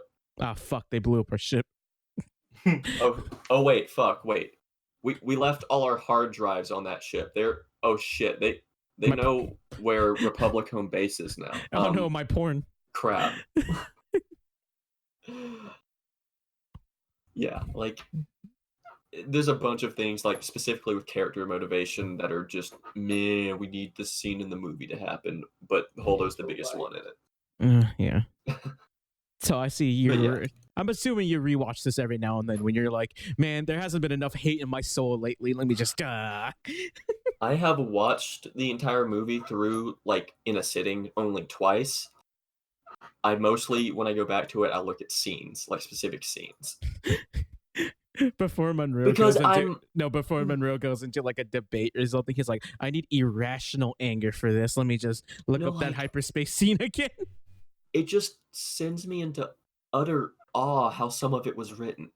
Holdo specifically, it's why is she doing this? If she believes Poe is a mole and that motivation is just never stated in the movie, ever, and we're just assuming that Holdo is smart and is assuming that Poe is a mole, and that's why she can't tell Poe anything. Poe Dameron, literally, because remember, the movies are back to back. They happen sequentially. There's no time skip in between them. Poe just got done blowing up the new Death Star for you. I don't think he's a New Order mole. Completely forgot about that. Yeah, remember when Poe blew up? Remember Wow. how the Death Star in Star Wars was a moon that blew up planets, and then they decided, oh, we're double down. This is a moon that blew up a bunch of planets. It probably cost a little bit of money. I don't think the New Order is quite insidious. I don't think they'd run the deepest undercover op by having, let's have the best pilot in the galaxy blow up our false flag multi-planet destroying moon. Biggest heel in history. Oh my god. So that we can gain the trust of this woman in a prom dress. Can you imagine though? Look, can you imagine? That'd be Poe Dameron with Snoke all along. Dude, if that happened, that would have made the movie better. That's just it. That's what I'm saying. Every time you think of anything in The Last Jedi, you will think of something better. You will. Because now I'm thinking, wait, what if it was the deepest op and Poe is actually a Sith Lord and he was hiding it the whole time? Dude, that's a fucking hustle. Because that's just something that's just plain cool. But Last Jedi doesn't have... It has one thing that's plain cool. It's the hyperspace ram. No, wait. That fight in the throne room was pretty rad. No. Oh, come on. It was pretty rad. The choreography was terrible. So they don't know how to fight with lightsabers? They were just trying to kill each other. No. Monroe, they were fighting red men. Monroe, why were they fighting the red men? Monroe, actual fighting doesn't look clean. No, it's not. I'm saying those red men should have stood no chance. Kylo is effectively a Sith Lord, and Rey is a prodigy. Okay, sure, Rey doesn't... Okay, Rey can struggle a bit. She doesn't know how to control shit. Why is Kylo struggling against non-force sensitive people in armor that can't stand up to a single lightsaber slash? Maybe they're also, why do their weapons hold off lightsabers? Maybe they're just really good. Why can their weapons hold off lightsabers when their armor can't? Why are their weapons made out of stronger material than their armor? Hey, listen. I don't know. Also, why does Captain Phasma have the one functional piece of clone armor? Hey, don't you fucking ruin the clones' names. That is some first order bullshit. Oh wait, no, I'm sorry. They're not clones. They're just stormtroopers. But Phasma has the one piece of armor that deflects blaster shots. Why don't you have someone higher ranking in that? I know, right? Like, I don't know, the Sith Lord on board? How about the dude how about the fucking, like, what about a different captain that was actually competent? Oh yeah, a captain that isn't just the leader of like a regiment of stormtroopers. What's his name? He starts with an H. Which kind of sucks because I like the actress who plays her, but it just sucks because I think she's Brienne of Tarth, if I'm correct, from Game of Thrones. Yeah. Also, she's brought back in The Last Jedi just out of nowhere for 5 minutes just to get thrown down an elevator shaft, and I think that is hilarious. That's like the most Star Wars death ever. It's heavily implied that she was probably executed for her traitorous actions that she did under gunpoint in the first movie. But she just comes back with her full rank and fights. She fights Finn for 5 minutes, and then she falls down a flaming elevator shaft. God. And there goes the one working piece of clone armor, of fucking stormtrooper armor. It's gone. Okay. Are you good? I'm done. Okay. Yeah. Jesus. That was some irrational hate. I can tell you that. All right, Cable, let's go. Hey, man. Okay. We had 2 people have their irrational hate moments. There What's we go. this picture? Wear armor. Wait, what picture? Oh, Lordy Jesus Christ. God damn it. Okay, Wait, actually, what picture? I didn't get it. it's that picture. It's the picture. It's in of, the articles chat. It's the picture for audio listeners. Cable just posted a picture of Polnareff, but it's Joe Swanson. I hate it so much whenever I look at it, but I can't stop finding it. Okay, but for real though. Hey, Peter, No. I stand. Chariot Requiem has gone berserk, Peter. No, like that's really it. I couldn't think of anything, so I picked this. All right, Mantis, I can already feel if your anything, ans- if there's what- something I what- don't like, I just don't go Are we back skipping to it. Cable then? No, well, yeah. Cable makes the point. If there's something he doesn't like, he doesn't come back to it. I'm not retarded. I'm kind of the same. Like as I said earlier, it takes a lot. Like I'll find any enjoyment out of any game, and like I'm really just. And I know this is like a any media type of question, not like any game, but there's nothing out there. Well, you know what? Oh, Sonata Arctica. I fucking love everything about them. And this is going to be like a bit of a question, like, it's probably going to be closer to an answer to like 2, his second question. But I feel like this is a bit better for 3. So Sonata Arctica, everything I've noticed since I've gotten into them and sort of actually keeping up with their album releases is that every single one of their singles, I don't hate, but I just they always release like their weakest song from their latest album. Are you fucking kidding me? Really? Just come to bed, Gordon. What the cat alone. I'm sorry. Wait, what? I heard my cat having a little shit fit, and it's because my dog came in my room, and my cat was in the room at the same time, and my cat hates the dogs in the house. Anyways, so I'm gonna look this up really quick. I can't recall what all their albums are. So Arctica. There we go. Oh god, it's 2 a.m. Okay, so Why did you get me to talk about the last channel? you did it. You did it. I don't know. I blame you. Yeah, I don't know who you're I'm going to blaming. start this at about 2012, when I actually started paying attention to music releases. Sonata Arctica released their single, Shitload of Money. It's about a woman who is basically a gold digger. I think. I'm pretty sure that's what it is. She take money. It's not a bad song, but like every fucking time Sonata Arctica releases an album, they'll release a single where like the single is just like the absolute fucking weakest song on that album. Like Shitload of Money is a good song. It's just like compared to like Losing My Insanity or even Wildfire Part 2, One of the Mountain, it's not great. Then we go to Pariah's Child. I believe they're actually, you know what? Pariah's Child is a bit of is kind of exempt from this.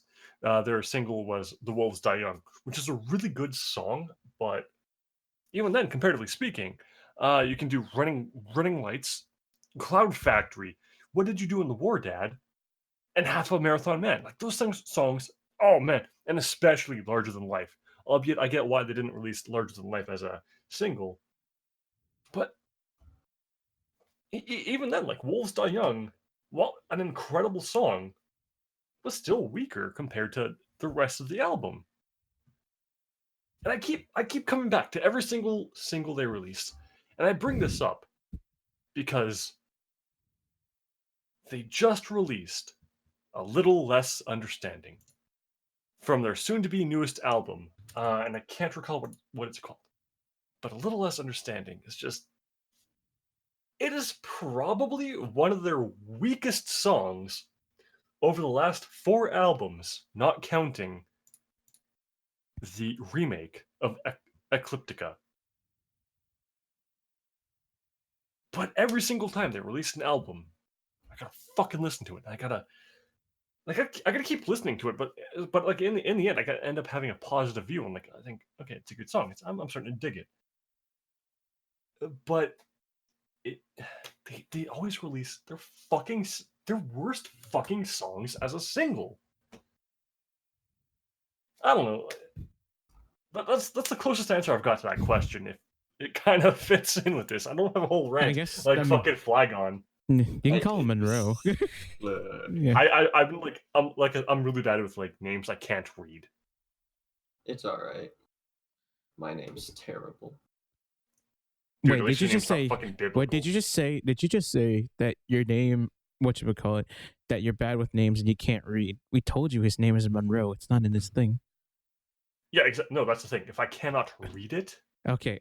I thought you said then you I don't could. memorize it. For some reason, I thought you said you couldn't read. That's why you didn't know his name was Monroe. And I was going to say, wait, hold the fuck up. No, like if we did this, like if we just did, and then Sunny is Cable, and then boss. What's your real name? Toby. With a K. What the C?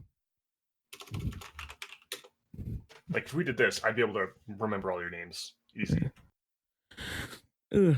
No, that's fine. But I'm trying to think, what do I irrationally hate that I keep going back into? I feel like it's somewhere deep down in my soul that I probably. Oh, I just remembered. I just want to go backtrack real quick.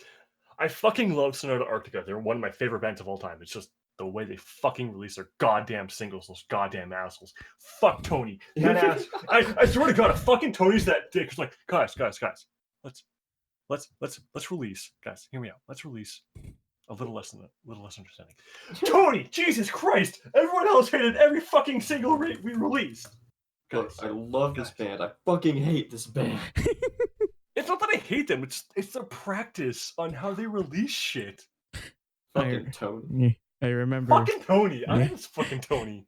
Good. He's got this look where he's just sitting there like, we're gonna release this one. Tony, Jesus fucking Christ, Tony. We told you this after fucking Okay. No one likes the singles.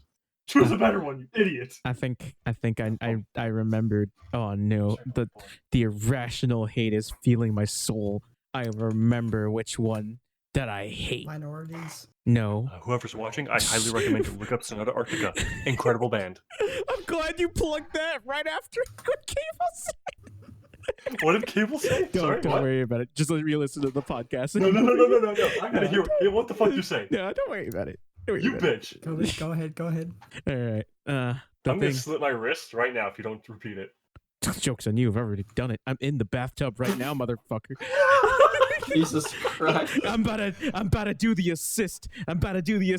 You see this fucking up on the top of my fucking shower head? It's a fucking toaster. I'm about to pull this bitch in. All right. The thing I irrationally hate.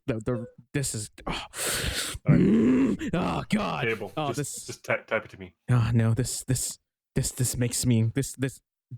Okay, if I need a reason, like it's kind of like you know how, like how do I explain it? You know how like there's that time when you're like, maybe we should make peace, maybe we should stop forgiving we should forgive our enemies for the war we caused. But then you remembered that one time they sacked your fucking village. This is how I feel about this specific thing. If Konami ever tried to come back and be good with the fucking limelight, I'll never forgive them. You know why? Metal Gear Solid 3 Pachinko. It still hurts my soul. It still burns. Why did you bring that up? Why did you bring up Metal Gear Solid 3 Pachinko? Let me mute my mic. I think the fire alarm just went off. Konami knows. Konami, you sons of bitches! You're here for me, aren't you? Why don't you bring up Metal Gear Solid 3 Pachinko?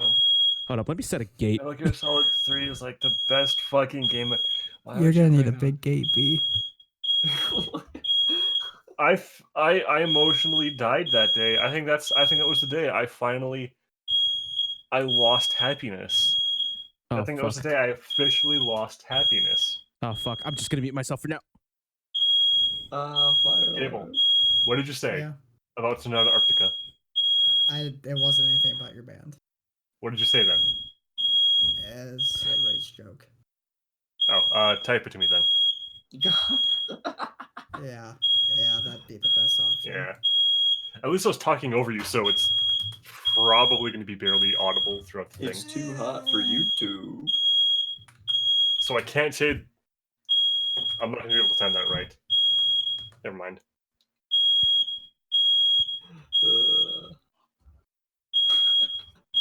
So what should we... Do you guys want to play Siege after we have our little bullshit rantaroonies?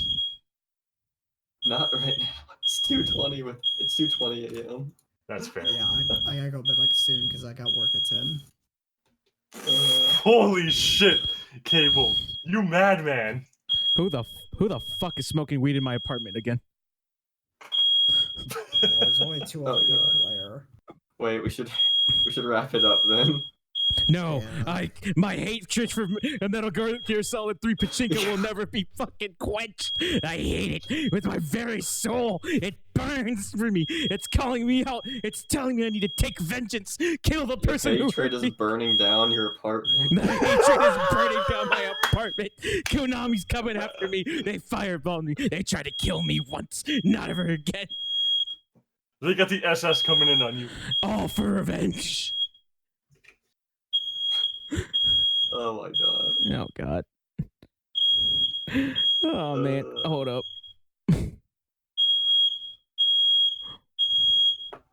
Well,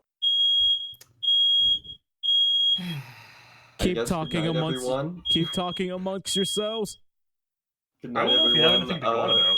Garchomp is the worst Flygon, and The Last Jedi sucks. The last what now? The Last Jedi sucks. Oh. And I think we Garchomp kind is of. a worse Flygon. This might be the last you hear from me. Well- Konami is at my doorsteps. I hear the guns cocking. They'll Well, never since we're take. here, Whoa, whoa, whoa, whoa, whoa, whoa, Shit, whoa, they whoa, got the Oh dog. god! They're sending. Oh my god! They're I'm sending. sorry, beer back. They're sending the dogs on Mantis. Trying to take us out. I think this is a pretty good ending.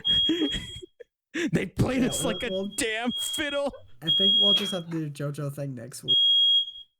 All right, sorry for the botch, everyone. Have a good night. Well, you can't control it at least. Yeah, podcast over. Thanks for having us. Goodbye. Yeah, night Ah. or morning, guys. See ya.